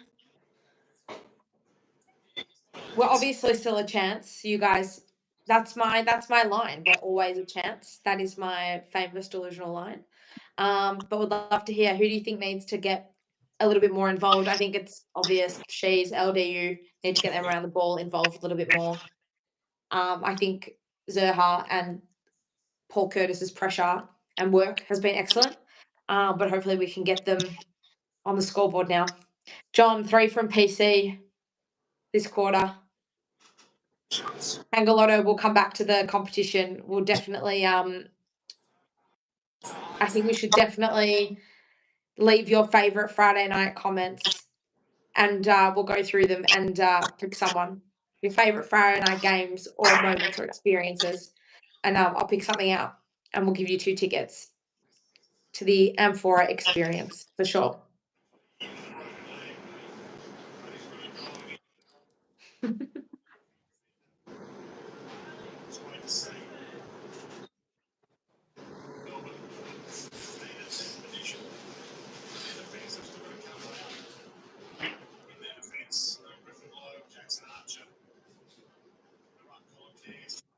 Oof. Gee. Wanted aggression from Luke Parker, but that was a little bit over enthused, I would have thought. Hopefully, the intention's there, but hopefully we can just settle a little bit. What did I miss? Just Luke Parker getting Isaac Rankin high. Dished it off to Rory Laird for a behind, so.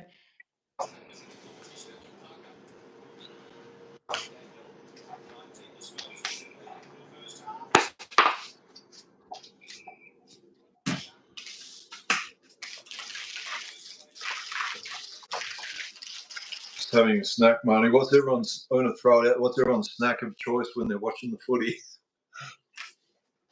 I don't eat when I watch the footy. So I always have a Diet Coke, and I always have my water, and I won't eat. The nerves just get to me too much. Thank you, Kangalotto. Sorry, it was Jordan Dawson. Look like lead. Chicken chips. Are they fried or are they the packet variety?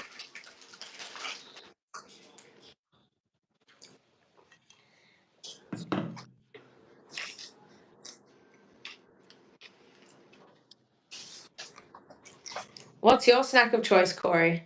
Anything What that do you was got? in the fridge. Anything that was in the fridge. I got some biscuits and some tzatziki dip. Pommy. Just ate buckets of disappointment. Poor Pom. For those who don't know Pom and I, one of my very, very good friends. He's 0 and 3, his beloved Blue Baggers. So I know he's sitting there hoping that North win this game for me. So, come on, LD. Here we go. Come on, JD. Sell some candy. Go Larks. Oh, go PC. Come on. Luke Parker's had a really good game. Nice.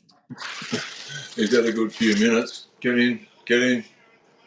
Yes. He's had a good few minutes, Martin. You're getting carried away.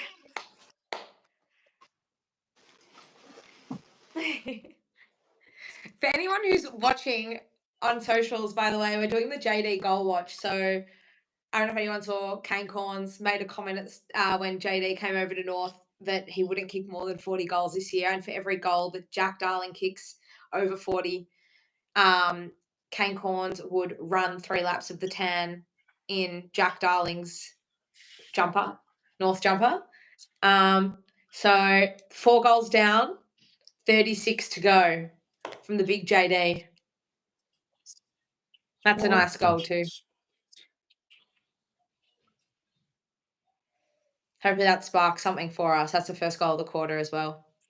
But again, all the difference that was a little bit more composure coming down the ground. Like it was exactly. Just cooler heads, bit more composed with the ball, gave Larks a bit of a chance to jump at it, but it was good by Luke Parker. Like even just these little touches like this, like just getting the ball going our way. Yeah, and just keeping it moving forward.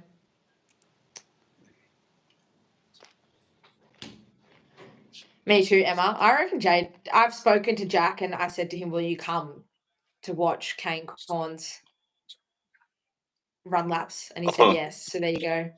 There you go. He's on board. Who's Tommy and Oz? Does he follow Manchester United? Or you live a tortured life like I do if you follow United. United and Carlton. It's a toxic mix. Well, I know there's a mate of mine that he follows Liverpool and Carlton. And I said, well, you can't really. I said, you can never get the stars to align that they're both going great at the same time. Oh, shit. Oh, it's hit the post. Okay. He's been their most dangerous forward, I would say. Wait, what? Why are they all celebrating? Definitely hit the post. Tex was up and about. All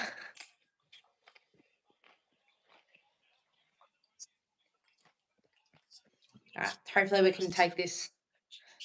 The fuck are they doing? No idea. It hit the post.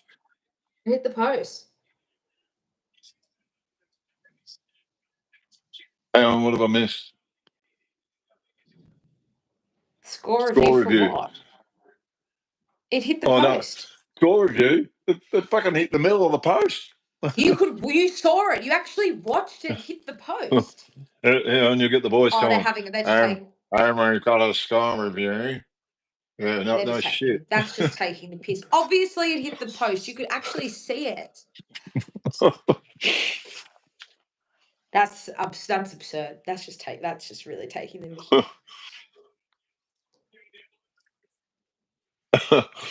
Tommy and I, to be honest, it's amazing I picked my wife well. The way I pick my sporting teams, it's amazing I'm not married to the female version of Starla. Very sharp. Actually, he might. No, you've got to come up with the metrics about how we're going to give away the ticket for the ticket for Amphora. Yeah, everyone's going to leave their favourite Friday night memories in the comments. You know, there's going to be a lot of sucking up after I said about the 125th anniversary game, didn't you? Like, there's going to be a lot of greasing about. And, okay, it cannot be about, I'm out of it. You can't have a Corey McKernan moment. So it can't be, though it would get you extra votes. For those who have already written theirs, can you rewrite them? We'll do it from now until the end of the game. And then we'll pick them. We'll pick one. I'll write them all down and we'll pick a good one. Well, you're going to start with old ones. You'd start with the North Melbourne comeback in the 1977 grand final. They were down by 27 points at 3/4 time and come back and famously drew the game. And Twiggy, that was when Twiggy done, he levelled the scores. But the week after, the Kangas got the job done. But we're just going Friday night games. Are we going Friday night games? Mm-hmm. You're going to narrow the focus. We're going Friday night. So your favourite Friday night game in memory of the 40th anniversary. 40th anniversary. Yeah, no, against Collingwood. I got a better one. Okay, hit me. This has more scope because I always like to see. We'll give a prize, the best Friday night football North Melbourne moment of all time. Okay. It's been 40 years of Friday night footy. What is your favourite North Melbourne moment of all time on a Friday night as the Crows kick a goal. Bugger. It's better to remember the past than it is on the future. Well, I hope we're not talking about that all the second half. No. All right, there you go. That's it, guys. From now until the end of the stream, your favourite, best ever Friday night moment for North Melbourne. You got 40 years of history to choose from. Wayne Carey moment. He kicked 11. It was quite funny that night. The night that Duck kicked 11 that night, I kicked 5, and I never even looked close to getting 3 votes. Wasn't there a game where in the 90s Duck kicked, was it 10 in a losing side? Was that Friday night? Was that against Essendon? It was against Essendon, I reckon. He kicked 10. That was when Essendon famously decided that I was going to go after him before the game. And there's a great photo of Barnard, Solomon, Dustin Fletcher. There was about four blokes coming at him, and Duck's got this real arrogant, which was fantastic. Like, he's just saying, I don't care. So I'll fight all 4 of you. Yeah, I love that. With that McKercher, we like that. That is just Wilfield to McKercher to Constanti. I mean, that's good. That's really good footy. I hope Wilfield plays the whole game today. I'd hate for them to sub him out again. I think last week he was quiet, and I think that was probably the right move. But I just think he's probably been just about our most consistent best midfielder. The other thing, there wasn't a lot of movement of our forwards in that. He's really got to go back and kick this. Yeah. Come on. If they show the behind the goals vision, if you watch all our forwards, the only one that really started to move was Nick Larkey. Like, it was actually watch behind the goal, like it. And again, the better play, like you've got LDU, Phillips, McKercher, if they're going to be involved in a chain. Then, yeah. That's a really nice kick and a nice lead from Constanti to space as well. Who did someone famously once said that if you Lee Colbert and Corey McKernan had a child, it'd be called Colby McKercher. if you mixed up our names together. See that kick there by McKercher? That was like a Brett Allison special, that one. That was like an outside of the foot. Here we go. We've actually gotten better since we've started talking about everything other than footy. Here we go. Since we've gone back into the past. That was another nice passage of play. Lindsay Thomas, what's this? Kangalotto. Lindsay Thomas, Jack on Hyde last quarter, missed 2 of the easiest goals and kicked 2. So that's a good one.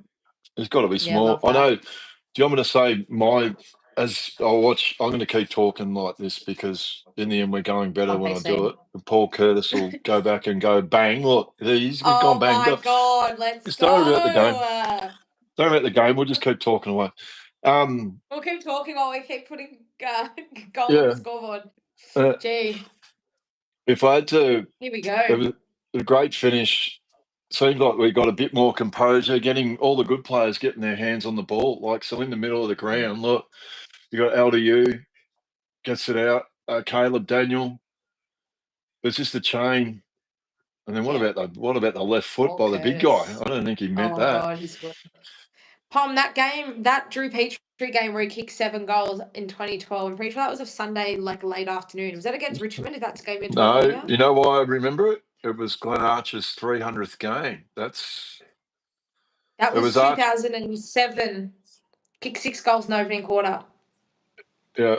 If I said what I think, and again, it wasn't a game I actually played in, but it is still my favourite game. I reckon I can watch it now and you still get goosebumps watching it. I'm going to say, look, I'm going to keep talking like this because look, there you go. See, go front and square. Come on. Front and square. Oh, no, you just dropped it. Is that ball or bugger? Oh, no. That's no. You can't have brain fades like that. Oh, just no. The loss. Don't tell me there's another one. Oh, no. They played it. Oh, fuck. Oh, God, that's lucky. Cue the Benny Hill music. Oh, that is.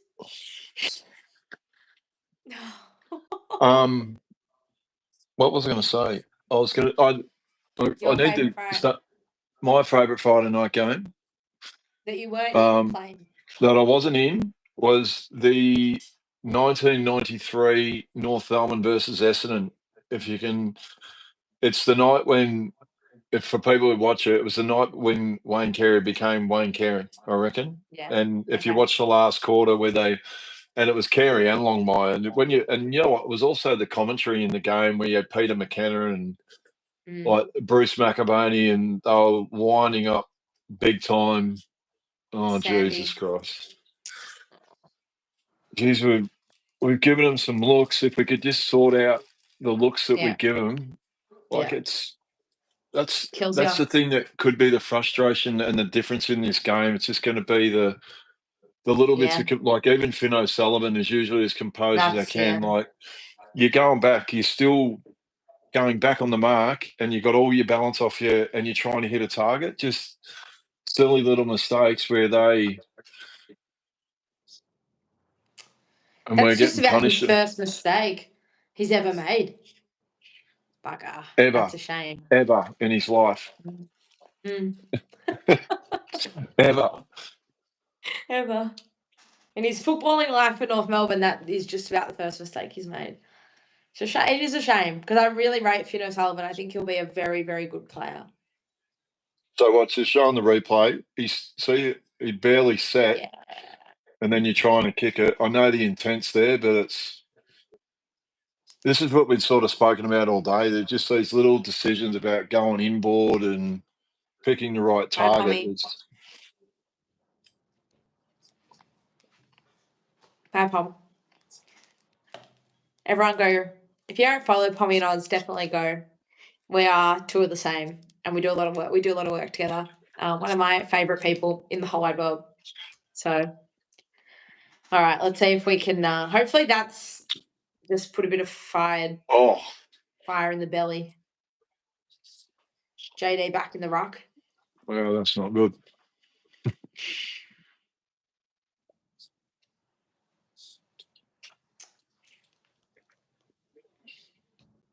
Nice, Charlie. Because he just ragged up. But look at the guy he's playing on. He's playing. Nice. Uh-oh. Get back off the mark. Nothing silly. All right. Oh, Jesus. That's a great kick in the end. Nice, yeah. He's been pretty good. I think Toby Pink's really improved over the off-season. I think he's done a lot of work in, like, especially physically. I mean, he's a pretty big guy, but he looks like significantly more defined coming into this season. You're right. And he probably, I think what happened, remember, he just sort of got plucked from obscurity where you're playing, you know what I mean? You're playing a lower level of footy, and to have to then get your body shape into playing elite AFL footy. It's a big jump up. You're right. He does look a lot more composed and definitely a lot fitter this year. Yeah. What have they done here? Friendly fire. Taking each other out. Yeah. Oh.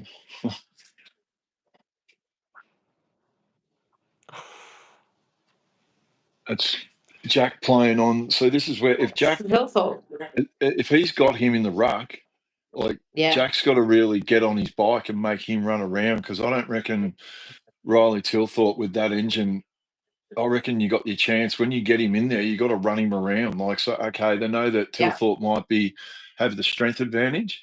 He's going to make sure. Look, he's got his hands on his hips already. You got to make sure, just run him for the sake of running him. So even if you tire him out and he's got to go back down forward, make sure that he's buggered. Just nullify him. Freddie. Nice.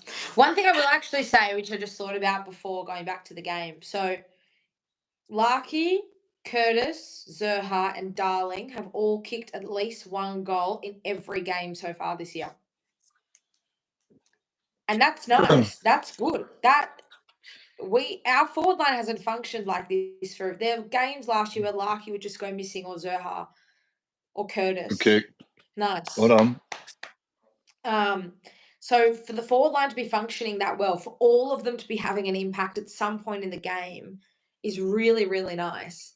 And it makes us look so much more dangerous. It gives us extra dimension. Sorry, Marnes, I'm not going to cut you off. There's the dumbest rule in footy that I'll never understand. If you kick a goal and I'm playing on you and you run off the ground, I'm like, oh, thank God he's gone off the ground. Yeah. I don't get it. No one can explain to me that rule. Nah, just stay out there. You've got the momentum. Silly. But it was, see how that on the TV there, Adelaide was stupid. Look, they just let him have a. What was that defender doing?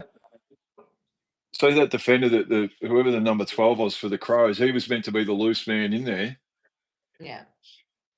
And he just let basically all that channel in front hold the ball. Oh, that should have been ball. Fuck off. Oh, that's shit. But even that was even in the middle, just a little bit of the bounce of the ball that ended up going the Crows' way. Are they a little bit cleaner out of the middle at times, making that right decision? Like when we go back to the centre bounce. Mm-hmm. Like, see the difference in that kick when it doesn't go up in the air and all the other defenders can get to it and Comden can get to it. It's nearly like you're better off kicking a mongrel ball that just bounces in along the ground. But it gives you forwards another chance to get it. Yeah. It's frustrating because every time we feel like we're back in it, they get one.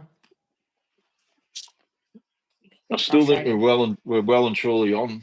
Like, you know what I mean? Like I think so too. I think.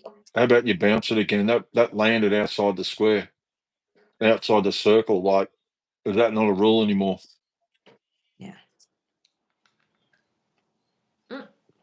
Come on. I was about to say we need these little bits of luck in the bounce. Yeah. Come on. Go, Robbie. Go, Robbie. Well done. And again. Oh. They paid the. Oh, you're kidding.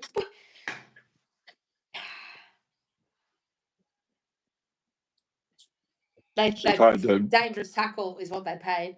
That's outrageous. I thought his follow-up effort was good there, Robbie. That's a shame. Oh, she's got downfield. Fucking Jesus. That was nice. Just hold it, Luke. Nice. Hold on. Nice. Did that well. Caught to McDonald to tuck.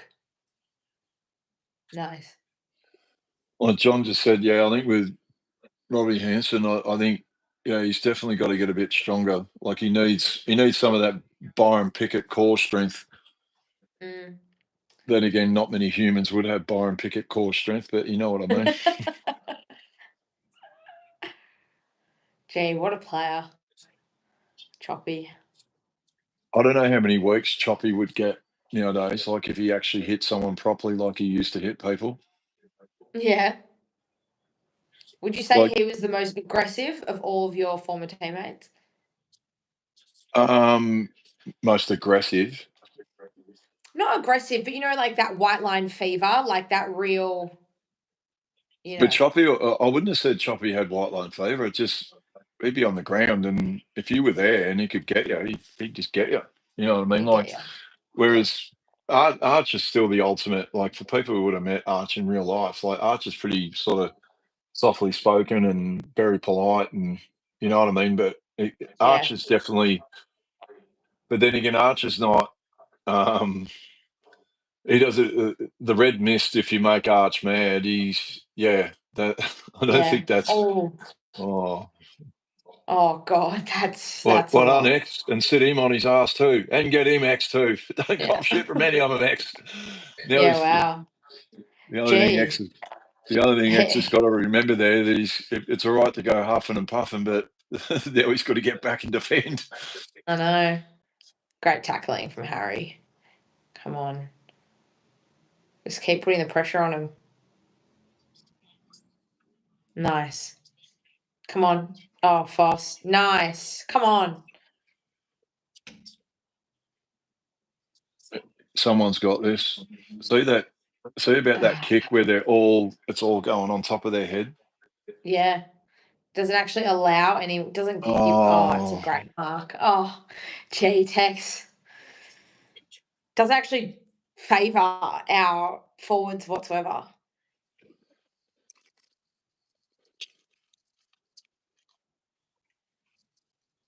Next. He's definitely a take no prisoner. So this is where Caleb Daniel last few weeks with this kick, he'd been really good. Oh my God. Yeah. Oh my God, he's just butchered that. And now they've paid. That is not. I don't know what to make of Caleb Daniels' game today. He's kicking, even though he's probably alerting possession when he's kicking. That should be a free. I don't know how many turnovers. Ball, get it out. That's in the back. Come on, Jai. Go, Jai. Bounce.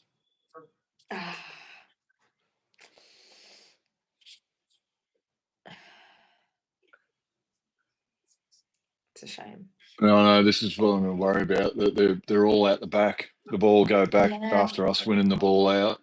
Look, they're really going to need to get on his bike. Well done. Well done, Aiden. I love that man. Oh, keep going. Get him Come again. on, Aiden. Get him again. Yeah, that was enough pressure. I love Aiden. I just love Aiden Cole. I really do. Everyone's sick of me saying it. He's just a competitor. You know what you're going to get from him week in, week out. I reckon Clarko's getting a bit frustrated like I am. It's just sort of, you feel on the verge that they're going to break its back open, but they've got these little nillies here and nearly there. And I don't think Adelaide have done anything special. I reckon defence has actually been good once again. That it's only Adam. I think Adam put it up before. Adam, what did you say? You actually come up with a cracking stat before the goals from turnovers. Hang on, I'm going to go. Yeah, I think Adelaide have kicked like 50. I think Adelaide's kicked about 50 odd points from turnover. We've only scored 28 or 23. Go on, Adam. Cover yourself in glory. What was the stat you had? I'm having a search in it. Either way, they've scored. It's backing up what we're saying, that they've scored. Sub coming on. Come on, Adam. I didn't want your sub coming on shit. I wanted your stats, my friend. So Dylan Stevens is coming on. I wonder who's taking the sub. Here we go, 58. So there you go. The Crows have scored 58 points from turnover. We scored 25. Holy shit. Adam, not again. Oh, that is just not what we needed. Who was in the ruck then?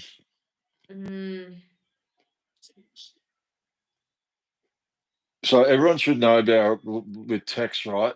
That he knows that he wants to grab the ball or he wants them on.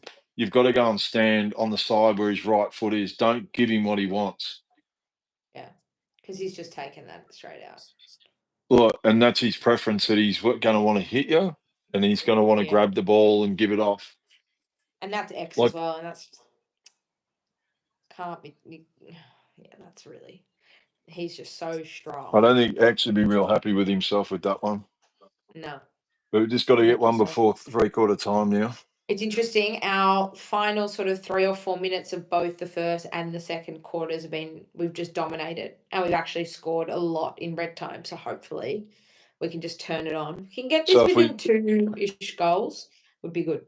They're 21 points now. If we don't score in this 5-minute period, I'm blaming you for that comment. Hopefully I can cover myself in glory. Finn. Go. Oh, Foss. Well done. Oh God. That was reasonably good. That was really good. Oh, CD. Oh, come on. Oh. They're away. Oh, see the little half chances that we get that we're not. Yeah. Look, We really should have made something out of that. getting Oh, go. Sullivan's Finn. having a great minute here. He needs a great 30 minutes. I know. Oh no, Darcy. Oh, hand pass it straight, golfed it straight up. Nice. Toby Pink. Toby Pink's had a great quarter. This is this Benny Hill period that we go through during the game where there's a comedy of errors that are just going to happen. And if your man here does anything silly. Adam's just in for. Adam is our resident stat and update man on the ground. Hanson Jr. has been subbed out of the game. Adam's the new chew man. He's the new chew man on Triple M. We love your work, Adam. Love your work. Oh, God. No, they're away. Go, X. Oh, well done, X. Just to hold them up is okay. It actually wasn't the worst free kick to give away, by the way. No, because they were absolutely off there. It's that was nearly like a professional foul in the Premier League. Mm-hmm. Ah, bugger. It was just bad positioning by. No, I can't. I wouldn't cop that either, Charlie. I can't stand blokes that come up and whack you from behind. Yeah, and we're getting frustrated. Yeah. I think we're getting frustrated as well, so we're just buying into it. I know, but even Charlie should be mad at himself then that he's really with someone, like, just watch on this replay, see how he hasn't got body on him. Like, see, you know how we spoke about that with, like, someone like Glenn Archer? Oh, fuck off. That's shit. Because you're nearly 5 goals down at this point now.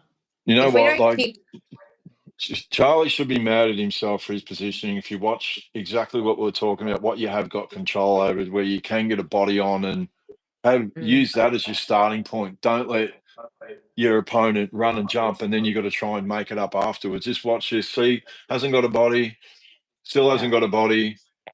Yeah. Gave him a little tickle on the ribs. Look, you've given him all that room to run and jump at the ball. Look. Yeah. Yeah. Like Riley Tilthorpe's thinking, how good's life? I've got no body contact on me. He'd be mad. He should be mad in himself, and he is. Like, but you know what I mean. He's got to, especially with someone like Riley Tilthorpe, he's got to be into him the whole time. If you talk about if you're a forward, and that's when you. I used to love forwards defenders that wouldn't do that to you, even if they're no good and they're constantly whacking into you. Again, it's that psychological thing. They're always there, but again, you're talking about some of the 6'7" and 110 kilos, and I'm going to give him a chance to run and jump at it. No, exactly, and I understand that Charlie Comben's strength is the intercept and playing that looser defender. But in a situation like that, you just got to give him all you can. I mean, that's what made Scott Thompson was a really great defender for all Australian defender for us, but he was a pain in the ass, and he was able to. And he was undersized, man. He wasn't like 6'5". He would have. I reckon Scotty Thompson might have been 6'3", a tall 6'3", if that makes sense. He got into the minds of just about every single opponent. So look at Riley Tilthorpe now. He's got his wind up now and got his confidence up, but you can't give him a chance to run and jump at it. No. And now he's pulled Aiden Call like all the way down to the attacking 50. Like they've got to go. They've got to move. Come on, Charlie. That should have been in the back. It actually should have been in the back, and then now it's. Okay, Dylan Stevens. What can we do? Disco Dylan. Nothing. We want him to do nothing. Caleb's kid. No, I'm just saying. Like, I don't want to see an error or. No. There you go. Yeah, pushed on the kick. Oh. Holding the ball. That's dropping the ball. Good. That was Luke Parker's tackling's been excellent today, and I like that was on Fogg because Fogg really got ahead of himself. Fogg was being at an elf. Oh Jesus! Oh, not the right decision though. The kick. with 30 seconds to go, I don't think it was exactly the smartest choice of all. No.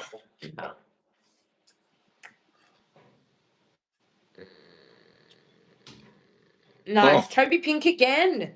Your boy. What a quarter Oh, this man's Jesus. playing. Jeez. See, that guy up in front, he's got to lead at the ball. You can't be standing behind. Like, No. oh, good throw. Come on. Kick it. Kick it. Ah. 1 quarter to go. Give us half a chance, I reckon. Half a chance. We gotta come out firing from the start. When you go into state, you're wanting to get the ball in the hands of your better ball users. But when Caleb Daniels had 27, and even Caleb, I think his ball use today has probably been the worst it's been out of the first 3 games we've played. Who else? LDU. We're not going to win at the state if LDU has 14 possessions for up until 3/4 time. So when you got him having 14, McKercher 10, Finn O'Sullivan 12. Yeah, it's only his 3rd game. Even who else is in there? Harry Sheasel's only had 14. Jai Simpkin, okay, he's had 22. But when you're talking about the ball users compared to last week, like if we're going to win the game, all these guys have got to have 10 possession quarters and be clean. Yeah, I reckon Luke Parker's probably been one of our best midfielders. I would say that. Let's look here. Yeah, Luke Parker's I think Luke Parker's had a really interesting game. So he's only had the 15 touches, but he's had 6 tackles. Mind you, he's only going at 47% disposal efficiency, which is not like him at all. That's not good. Not great. Not great. All right, well, Phil, let's have a look. They've got a couple.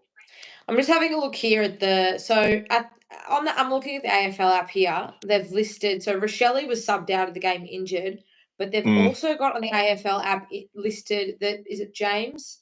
Yeah, James Peatling injured and Isaac Cumming injured as well. So they could be down to just the 1 rotation on the bench or 2 rotations. Well, look, they're still actually in the game. Again, the whole day has come down to, I think Adam actually said, with the amount of goals that the Crows have scored by bad decisions of going into the corridor too early, and combine that with a couple of times where we've come streaming out of the middle and just kicked it straight up into the air. It's like, I know this is where it's, again, you've got the talent in there. Just get the first couple. That's all you got to do. Get one and then get it real early. We had that opportunity early in the 3rd quarter, I reckon, to get one early, or go with the free kick. The free kick straight after half time. Like goes back, rather than just go back yourself and just kick it as long as you can, quick as you can. That turned over, and then there was a bit of a muck around, then they go forward and score a goal. So again, if you can, it hasn't been the story of the day, but if you can eliminate a lot of the mistakes and the nillies, that's what I'm saying. It's all the nillies that have happened. Like, those kicks in board, and just let it all rip. We need the guys we mentioned. We need the likes of LDU, McKercher, Sheasel. They've really got. They're gonna. And you know what? Cam Zerha started well, but since the first quarter, sort of, he's only had 7 possessions for the day. So even Cam, this is where Cam, I think, where we all probably get a little bit frustrated at Cam. He gives you a bit of a glimpse, and then you can have these games where he sort of goes a bit missing. I don't know whether you throw Cam in the middle for a bit. I would. You know what I mean? I think he shakes up the midfield really, really nicely when he does move through there. And I would have thought that would have been something we would have seen and injected into our game when needed. For me, the biggest thing here is, we're winning the centre clearances 13-7. But how are we disposing of the ball? Like, you wouldn't know it. It doesn't look like we're making the most of it whatsoever. We've tightened up pretty much everywhere else. It's fairly even in terms of stats across the board. The goal efficiency is the other one. So The Crows are going at 31%. We're going at 23%. So the Crows have kicked 13 goals from 42 inside 50s. We've scored 9 goals from 39 inside 50s. So you think they're just little things that we need to tweak, and hopefully it's just starting to use the ball cleaner out of the centre, I would have thought. You know what? Like, Really help yeah, us. it'd be interesting. I know Mark Rashuda, I was just talking on the TV about the Kangas had scored 3 goals from centre bounces, but I don't know. I think that's been the exception, not the norm. You know what I mean? I think those clean ones that are coming out and it's not being reflected. I think you said we're winning we're winning the clearances 13-7, but I think there's too many times when we go forward that we're just not being clean with our kicks, that they're going straight up in the air and not Yeah. giving the forward line the best chance. And Yeah. yeah, I don't know. Maybe I know we've got the other mids in there, but it probably doesn't hurt with Cam every now and again just to say, Cam, for 5-6 minutes, just go in there and upset people, knock people over, Yeah. and see what happens. Like, Like, yeah. kick the shit out of it and just let it all rip. Because physically they wouldn't be imposed, like they wouldn't, with the exception of Tristan Sherry and that couple late knocks he had, they wouldn't be physically frightened by us at this point. I wouldn't have thought. Yeah, look, I don't know. Well, they've obviously, I mean, they've had a crack, but it's just that composure. It's that nearly coulda, shoulda, woulda that's going to get really frustrated. Yeah. Yeah, it's just overall, if they can be a lot cleaner and get some clean looks out of the middle, score early, and let's Yeah. see what happens. Yeah. Absolutely. See that one there, Too easy. that one there. See that one there, like the one that Kills you. even Sheasel of all. Oh, Fuck. I mean, that is just. And he absolutely did. Like, he spoiled it. Just, yeah. But I go back to the see what I mean in the centre. We've had too many of these kneelies. Like, it's Yeah. frustrating. You're going to go 35 points down, and yeah, that little half chance of even Sheasel, like you drop it, and then Yeah. Well, now you've got to draw a line in the sand here, and you've got to, like, we really need to rein it in, because my fear here now is that this could be a bit of a, are we going to actually just throw everything we have at it to win this game, or are they going to run away with it like they did against St Kilda and against Essendon? well, I don't think you'd be pretty disappointed what they do. Look, I know the Crows have improved, but there's nothing that they've done that's impressed me. I reckon we're behind from our own stupidity. Like, Yeah. Oh, I yeah. actually don't like that. That sort of be more disappointing if you go and get beaten by 8 to 10 goals. In all seriousness, I don't. I get frustrated when I see our team on paper that it honestly we should be performing a lot better. And I mean, again, that today it's just us being cleaner. The cleanness and the decision making is where we're Yeah. shooting ourselves in the foot. And just Yeah. little half chances that you add them Yeah. all up across the course of the game, just not being clear and not making the correct decisions, and Yeah. they're killing us at the moment. Like, we'll Yeah. see what I mean, happens. that clearance as well. Will Phillips had it, and it was spoiled out of his hands. And so That even was that kick then. Sorry, Marty, but that no. kick then, I'm then going, well, where's I know Jack's, like, even today, and if Jack's having a quiet day, like, you know what I mean? I want Jack to be that guy that comes up the ground and is that target, and then you Mhm. either tell Nick Larkey. I know that if everyone else is pushing up, I don't want it. It just seems like that kick out that we're not. We should have a tall that's down the line. Like, we should have Yeah. someone big. Like, even these kicks here, they should be looking up now. Yeah. And again, why aren't they kicking it? Because Darling and Larkey are both running back towards goal. Yeah. Well, that one there was just spoiled. Dylan Stevens' kick was just spoiled, and that's just frustrating. Oh, just oh, Touched. It was touched. Stop but hugging Tex. It's touched. Even Harry there, like, he does. There's something not right with him. Like, that's just so unlike him to just concede defeat when Tex just ran around there.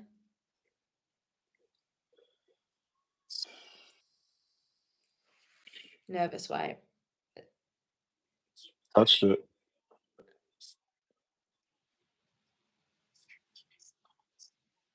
Has he touched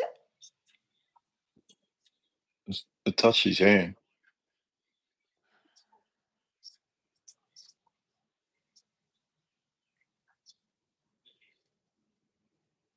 Because I probably would have thought they were nearly going to err.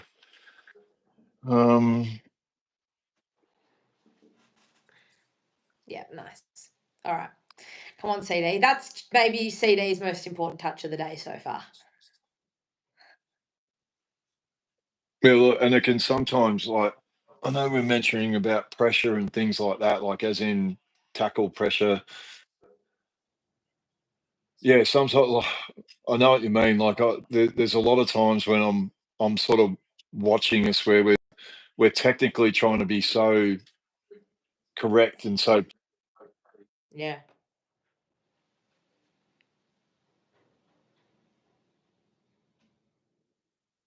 Oh, we lost Corey again.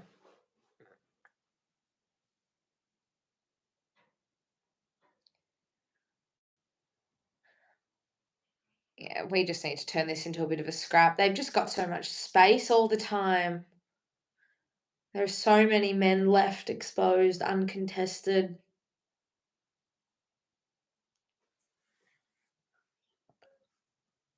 Maybe a couple internet issues for Corey over in Queensland. I'm sure he'll be back with us very shortly. As Ben Keys is about to have a shot. No, he's not. He's pulled the kick and nice. Oh.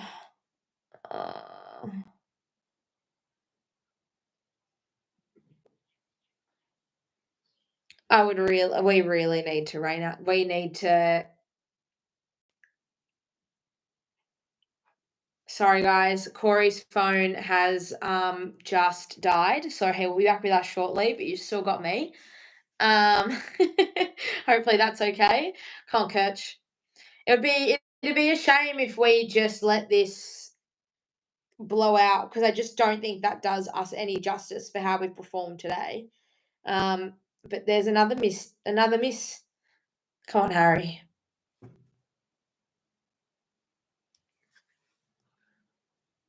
Oh God, guys. Oh, okay. A lot of get out of jail free cards here. Yeah,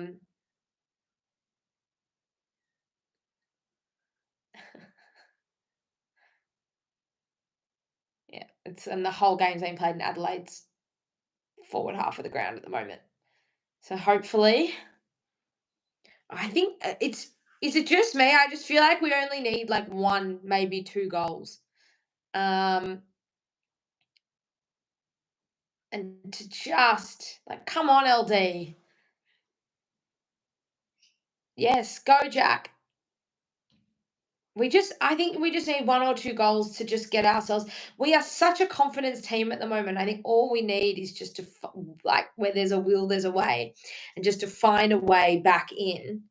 If we can get a couple goals here, nice. Jacob Constanti. I'm really loving what he's bringing at the moment. I have to admit I wasn't so sure about the decision to bring him across, and I'm curious to see how we go when Corey's back, everyone. I'm curious to see what happens when Braden George is eventually available for selection. But G. Constanti's really impressed me. We're back. We're back. I didn't notice my. Hang on. I have to back hold in it. time for Constanti's second goal. So He's that's been what very good. I thought I'd change things up and disappear for a second, and it got us a goal. There you go. It's every time we stop talking about the game, right? Yeah, it did. When I was talking shit about Friday night footy, we started playing all right in the third quarter. Was that the third? Yeah, it got us. We got close. We did. We were within a kick. See what I mean about that kick? What have we been banging on about all day about a diagonal kick? See the kick on the foot, like on that angle? Look what it does. Yeah, and that's Luke Parker. I mean, that's experience there, and a nice finish from Constanti. But it's not. I don't like even that kick there. You could have got Lark in the pocket. Yes, you could have done that, and Lark's nearly had a baby that he didn't kick it to him. But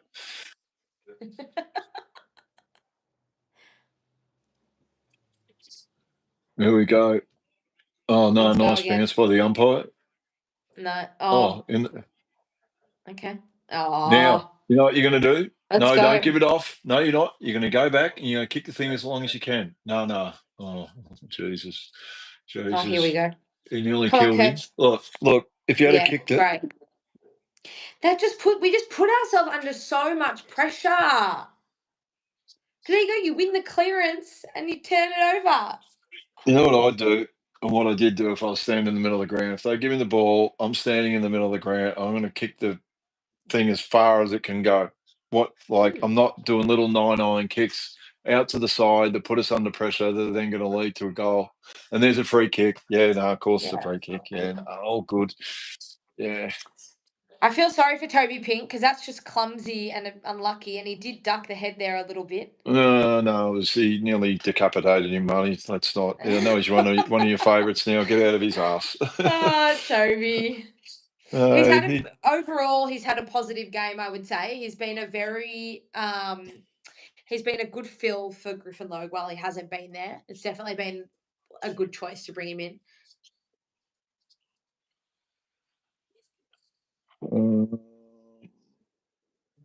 Yeah, shit. We're getting punished. Yeah. But again, there's another one. Adam, what's our stats up to now? I'm sure they've kicked about how many 10 or 11 goals from mistakes. Now, Adam? I don't know. Yeah. So we got 13 and a half minutes or 14 minutes left of this game. I think we really just got to hold our nerve and just whether the game is too far out of our reach now or not, I don't know. But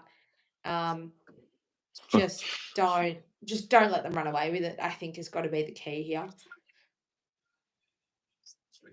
Just dumb shit. Cut out the dumb shit and you'll be fine. Other than that, you can't say you've actually, it's not as if you've, I think, played bad. It's just been stuck with the double cobra. That's patented by Nathan Thompson, that move. Oh, Jai. Come on. Come on, Jai. We know what we're capable of. We just got to. So look at that. It's all over him. Oh, Larks is starting to. He's frustrated. Well, he's just got no room to move.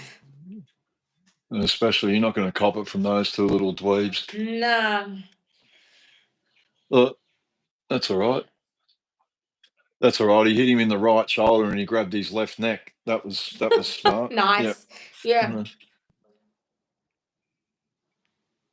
Oh.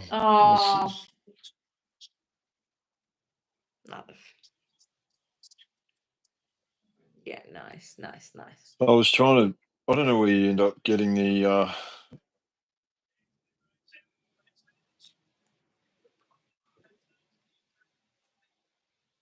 Oh. Come on, Harry. Been a very uncharacteristic opening 3 rounds from Harry Sheasel. And I must say, he's been off a little bit. He hasn't probably been.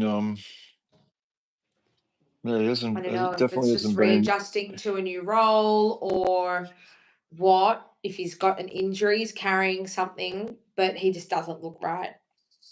That was one sort of. Oh. He's had 16 possessions. It's yeah, someone just said GW Horse and Hawks will cream the Crows. Well, Crows, to be honest, it's not with the North Melbourne hat on, but I think we've actually made them look really good today. I think so. I think Colby. I think this game has proven to me they're not as invincible as I think they have been made out to be to start the season. Go Dill, goals. Nice. They just got to, you know what I mean? Like it's games like this that, yeah, you may not win the game, but just keep going and going. Haven't had the best of days. You know what? You keep going and anything can happen, but What I loved about our game against Melbourne, that game was over 10 minutes into the last quarter. And should have been a free kick to Darling, by the way. The tackling and the pressure and the intensity that came from us for those last 20 minutes, we gave Melbourne no breathing room at all. I loved that. And even if this game is over, which I don't think it is, it's never over, but just keep fighting it out. That's all we've got to do. Give ourselves a bit of respect.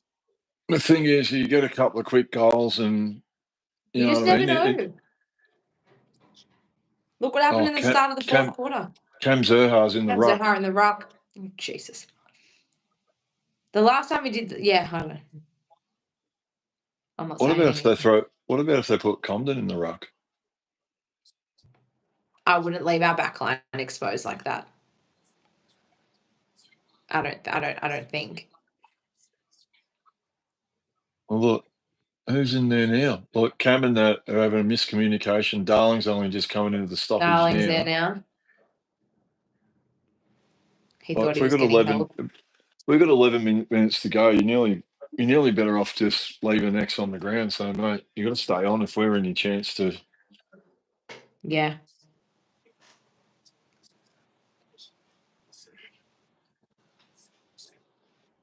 This sun's going to do my head in the last quarter. Look, this little bit of sun. Oh, need the visor on. Oh, no. Just kill the ball. Kill the ball. Get him. Kill him. Yeah, fog. No. Oh. Chop it. Nice, Charlie. Good boy. It's going to be a good kick to Finn O'Sullivan. Go. Oh, no. They really want to attack. Oh, that's they really want to attack the corridor, but they haven't there. Gone out wide again.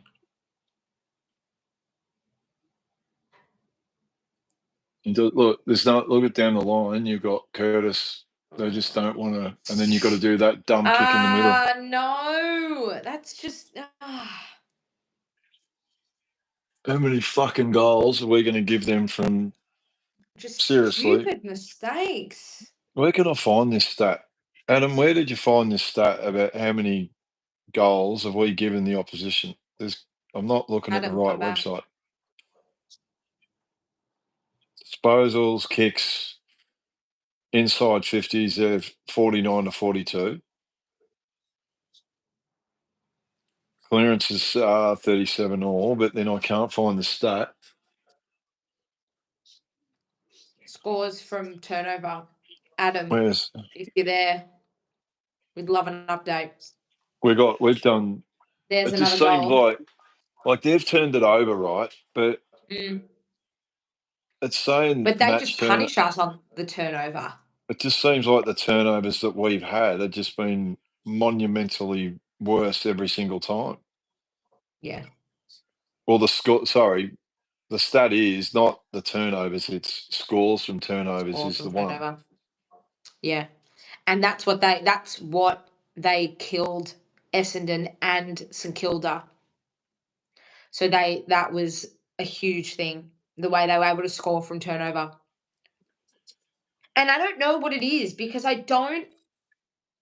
we're making silly mistakes. Is their pressure really that high? I don't know.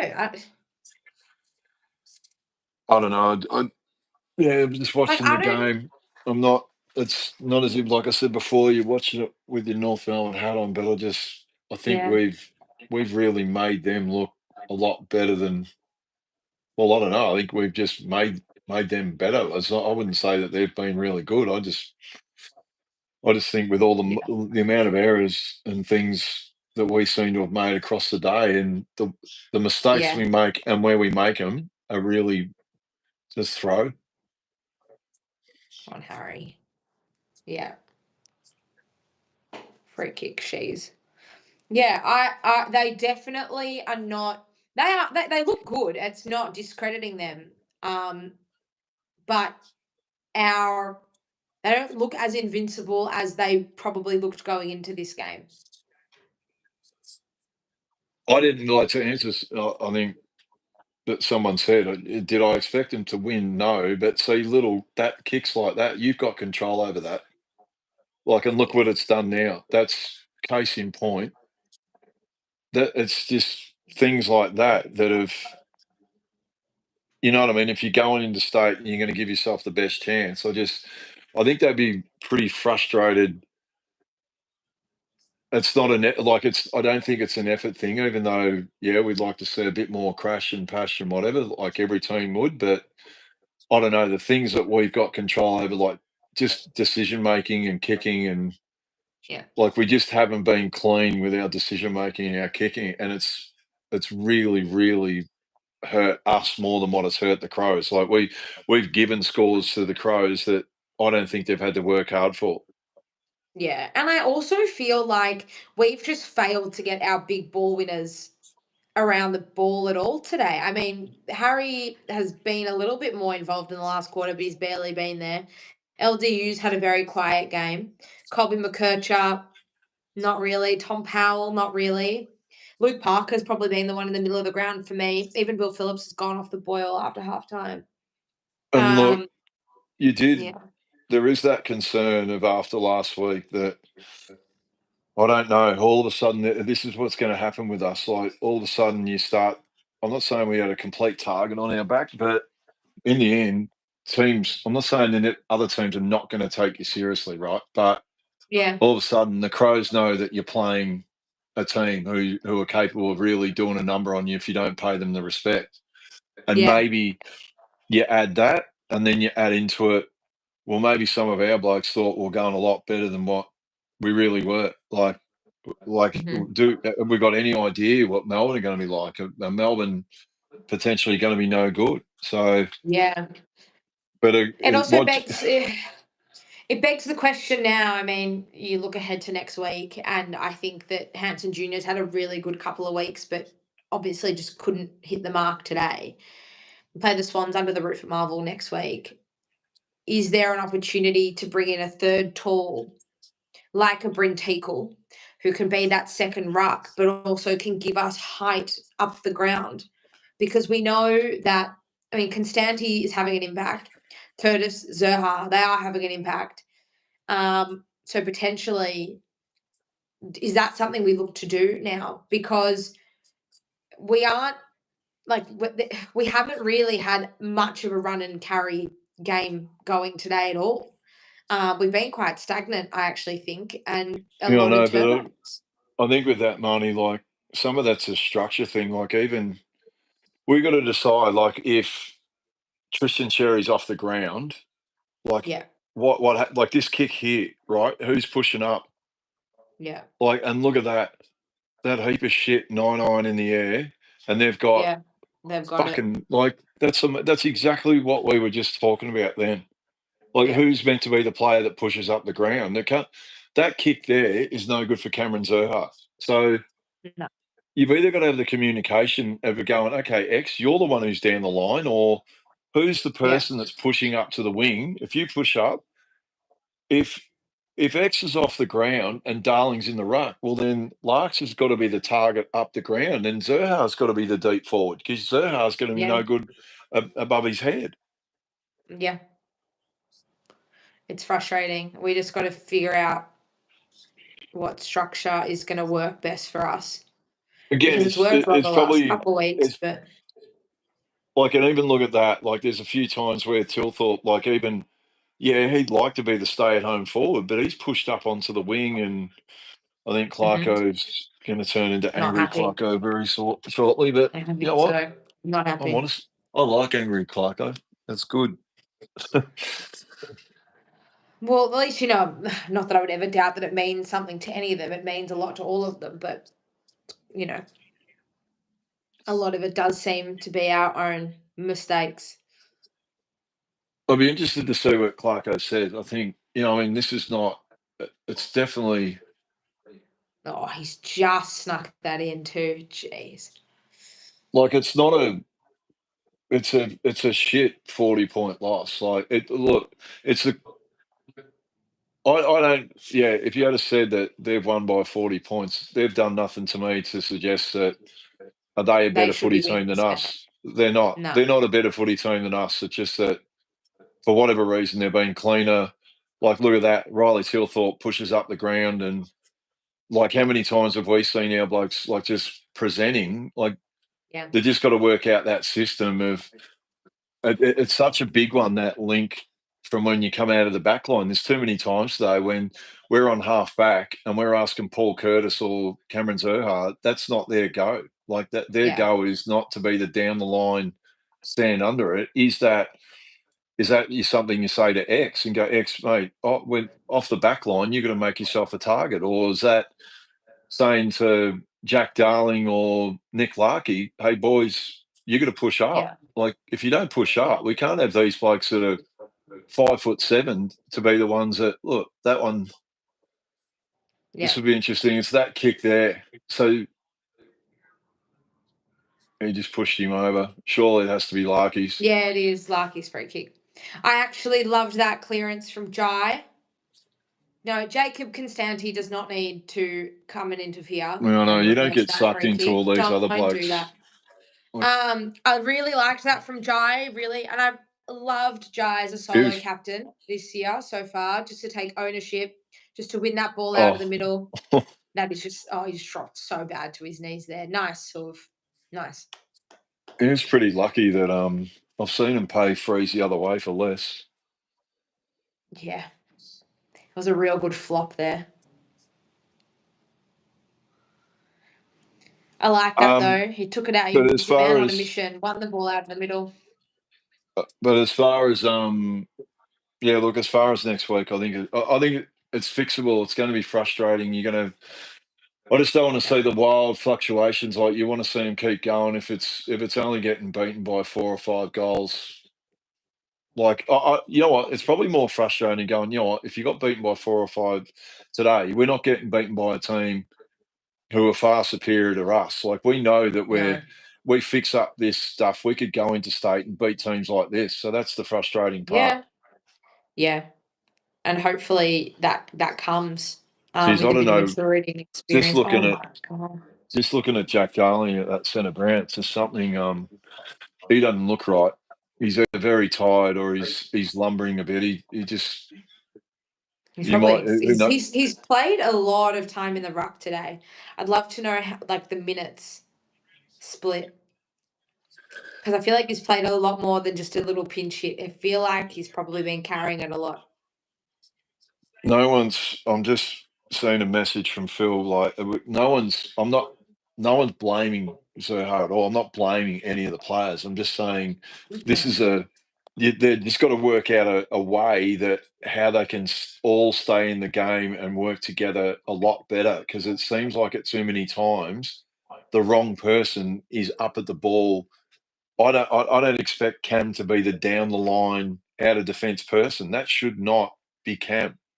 That's got to be Nick Larkey. That's got to be Tristan Cherry. That's got to Jack Darling. That's why we got Jack. We don't. Yeah. This whole thing. I know you're running a prize on it.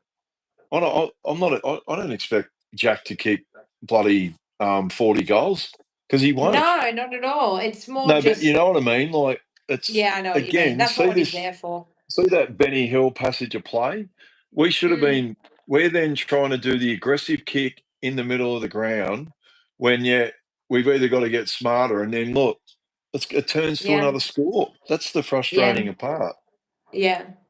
Like, so frustrating. And again, even when it comes to Cam, like, I think Cam's got to get more tricks to his in his kit bag, that if it goes really well, we see 3, 4, 5 goals. But we just got to go, right, how do we find a way? And that's where, and again, this is not his doing, but I don't know, is it putting him on the ball for a spell, or is it, again, you're only saying ideas that are probably doable anyway. Yeah. But I don't know, it just feels like that system with our forwards, one gaping hole, is too many times when we come out of defence, like this kick here. Like, see Larks, see, look, the pair, and now they're both up there. Now there's no one to kick to. Yeah, who's going to, yeah. So it's like we're all or nothing. We're all duck, no dinner. Well done, Bull. There he is on cue, Cam Zerha, with the tackle. Yeah, But do you know what I mean? yeah. How did we go from we couldn't have one to then Larks has then decided I've had enough of this shit. I'm going to go. But again, maybe it's things like that. Well, Jack's in the ruck, so maybe that's why. Let's go, Colby's boys. lifted in this quarter as well. Colby McKerchan's had a nice fourth quarter. Oh, Jesus. go Foss. Goals. Come on. On the left foot. Oh. Should have just gone. Taken one more bounce and gone for it. It'd be nice to get a goal. And I agree. What's that? Rugged Rails. I'm pretty sure your first name's not Rugged Rails. No, but look, you're 100% right. Sometimes you can lose, or sometimes you play bad, and you actually learn. You're always going to learn more when you lose than what you do when you win. Like winning covers over everything. By the way, that was too high, but again, that went the other way. But yeah, look, I think they just got to go back and say, look, what are we, 20? What's that? I'm losing track. It's 37 points, isn't it? Like, it's 37 points, and seriously, are they a 37-point better team than us? Absolutely no way. That's all that today's proved to me. No. Is that there is so much to the game that we could fix in terms of just a bit more structure and nous having that kick out of defence and the decision-making and composure. You fix that, and all of a sudden you're well and truly in this game. At different points, some of those mistakes of what we said ended up being monumental, not monumental, but they were really big game-changing things when we were getting close. Yeah. And it's interesting, like, I feel like we got within a goal at one point in the third quarter of them, and I just feel like they've always been a step ahead of us, like the whole game. And was holding the ball. Gee, Luke McDonald's pressure on Fogg's been really good today. And look, the thing that we thought where they get us, I don't think honestly hasn't hurt us. Like even Tex, I know Tex has kicked 4, but some of those have been through honest to God muck-ups from our. Don't get me wrong, you kick 4 goals, you kick 4 goals, nothing you can say. But look, there's that kick in the middle. We are seeming like for us to play really well, we're relying on it too much. Look, and if it goes right, it looks fantastic. And if we muck it up, nice. Look, we look amazing when we do that. Yeah. Utterly amazing. Fino Sullivan looked he's moved more into the midfield in this quarter, and he's looked very dangerous forward of the ball. Maybe there's a swap. Maybe Fino Sullivan moves higher up the ground and Harry Sheasel goes back into defence. No, look, I think for the time being, it's, when you kick this goal, what are you, 31 points? It's about 5 goals. Like, you know what? Was it not entirely not expected? Of course, I put the Moz on him and should have just maybe hung shit on LDU and said he's no good, like I did with Larks earlier in the day. But yeah, look, it's and see, there's that one that I'm talking about. Like where Riley Tilthorpe has gone, hang on, I'm not getting a kick at home. I'll just push up because there's been too many times for that release out. And look, they've got 2 blokes. Like in the end, that's backing up exactly what I said, Marnie, where you have one push up to the wing, the other one goes, well, hang on, I'm the next kick behind him. I'm the next man up. Yeah. And look at that, just for a smart choice. Queuing up. Oh, but just again, hold it for 15 seconds. That was just through making a smarter choice. I don't think. Again, he's only done that because the ball's gone back the other way, but it shouldn't be. Oh, that's got to be all over. Kick the ball into his face. Look, I don't know what I expected coming into the game, and I think the scoreline flatters the Crows a little bit. I think we definitely are, and we've said this a few times now, I think we very much are the masters of our own destiny. I think that we need to tighten up, and we will be able to get where we need to get. And I think that this fixture, maybe 12 months ago, is a 50, 60, 70 point loss. and I've seen it a few times at Adelaide Oval before. So I think going into this game, Adelaide, everyone, they're white hot. I mean, it's their third win in a row now. I think we definitely made them look good, though, for sure. I don't know how. So I'm shaking my head. Like, are they a 6-goal better team than us? No, they're not. Like, they're No, I not. don't think so.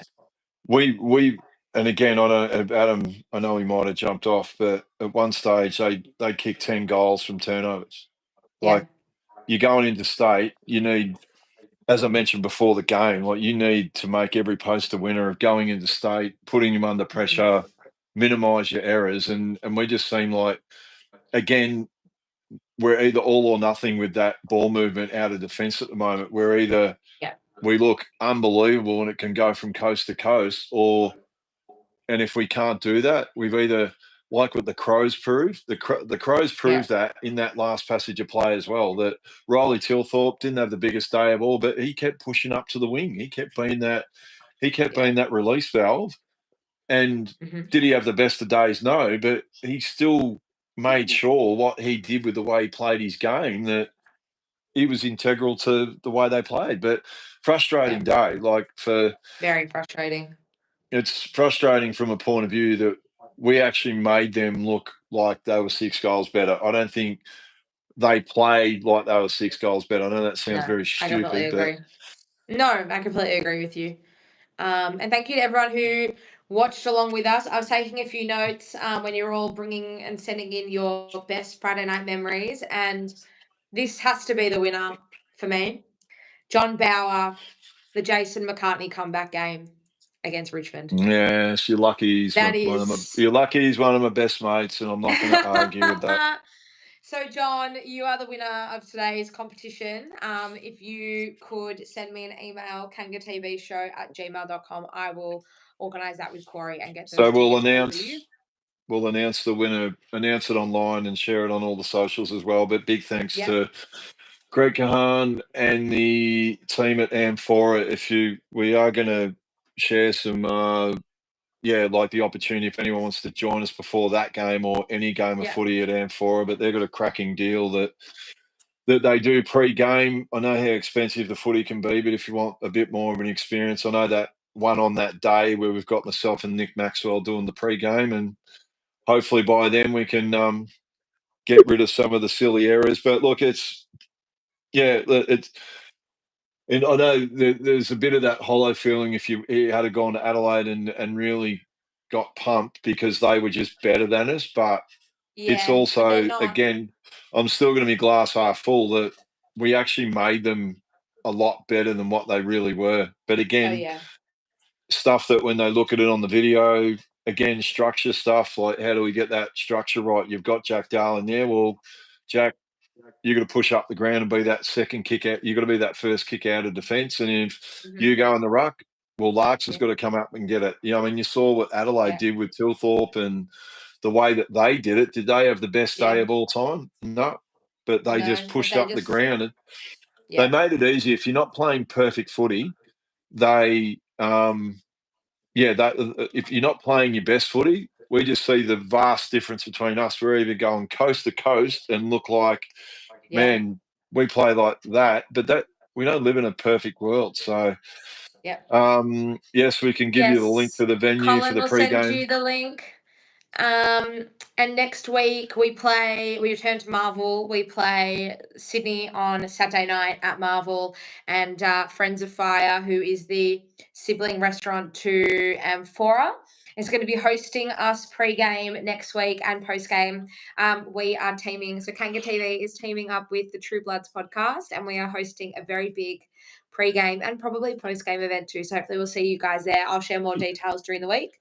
Their food at either of those venues, Food, people. drinks, elite. No, well, So good. the food's fantastic. I know It that is in good. both the venues, in both of them, I know I just sent people down there where I gave away my Medallion Club tickets yesterday, and someone did go in there and have a chicken parma in Friends of Fire.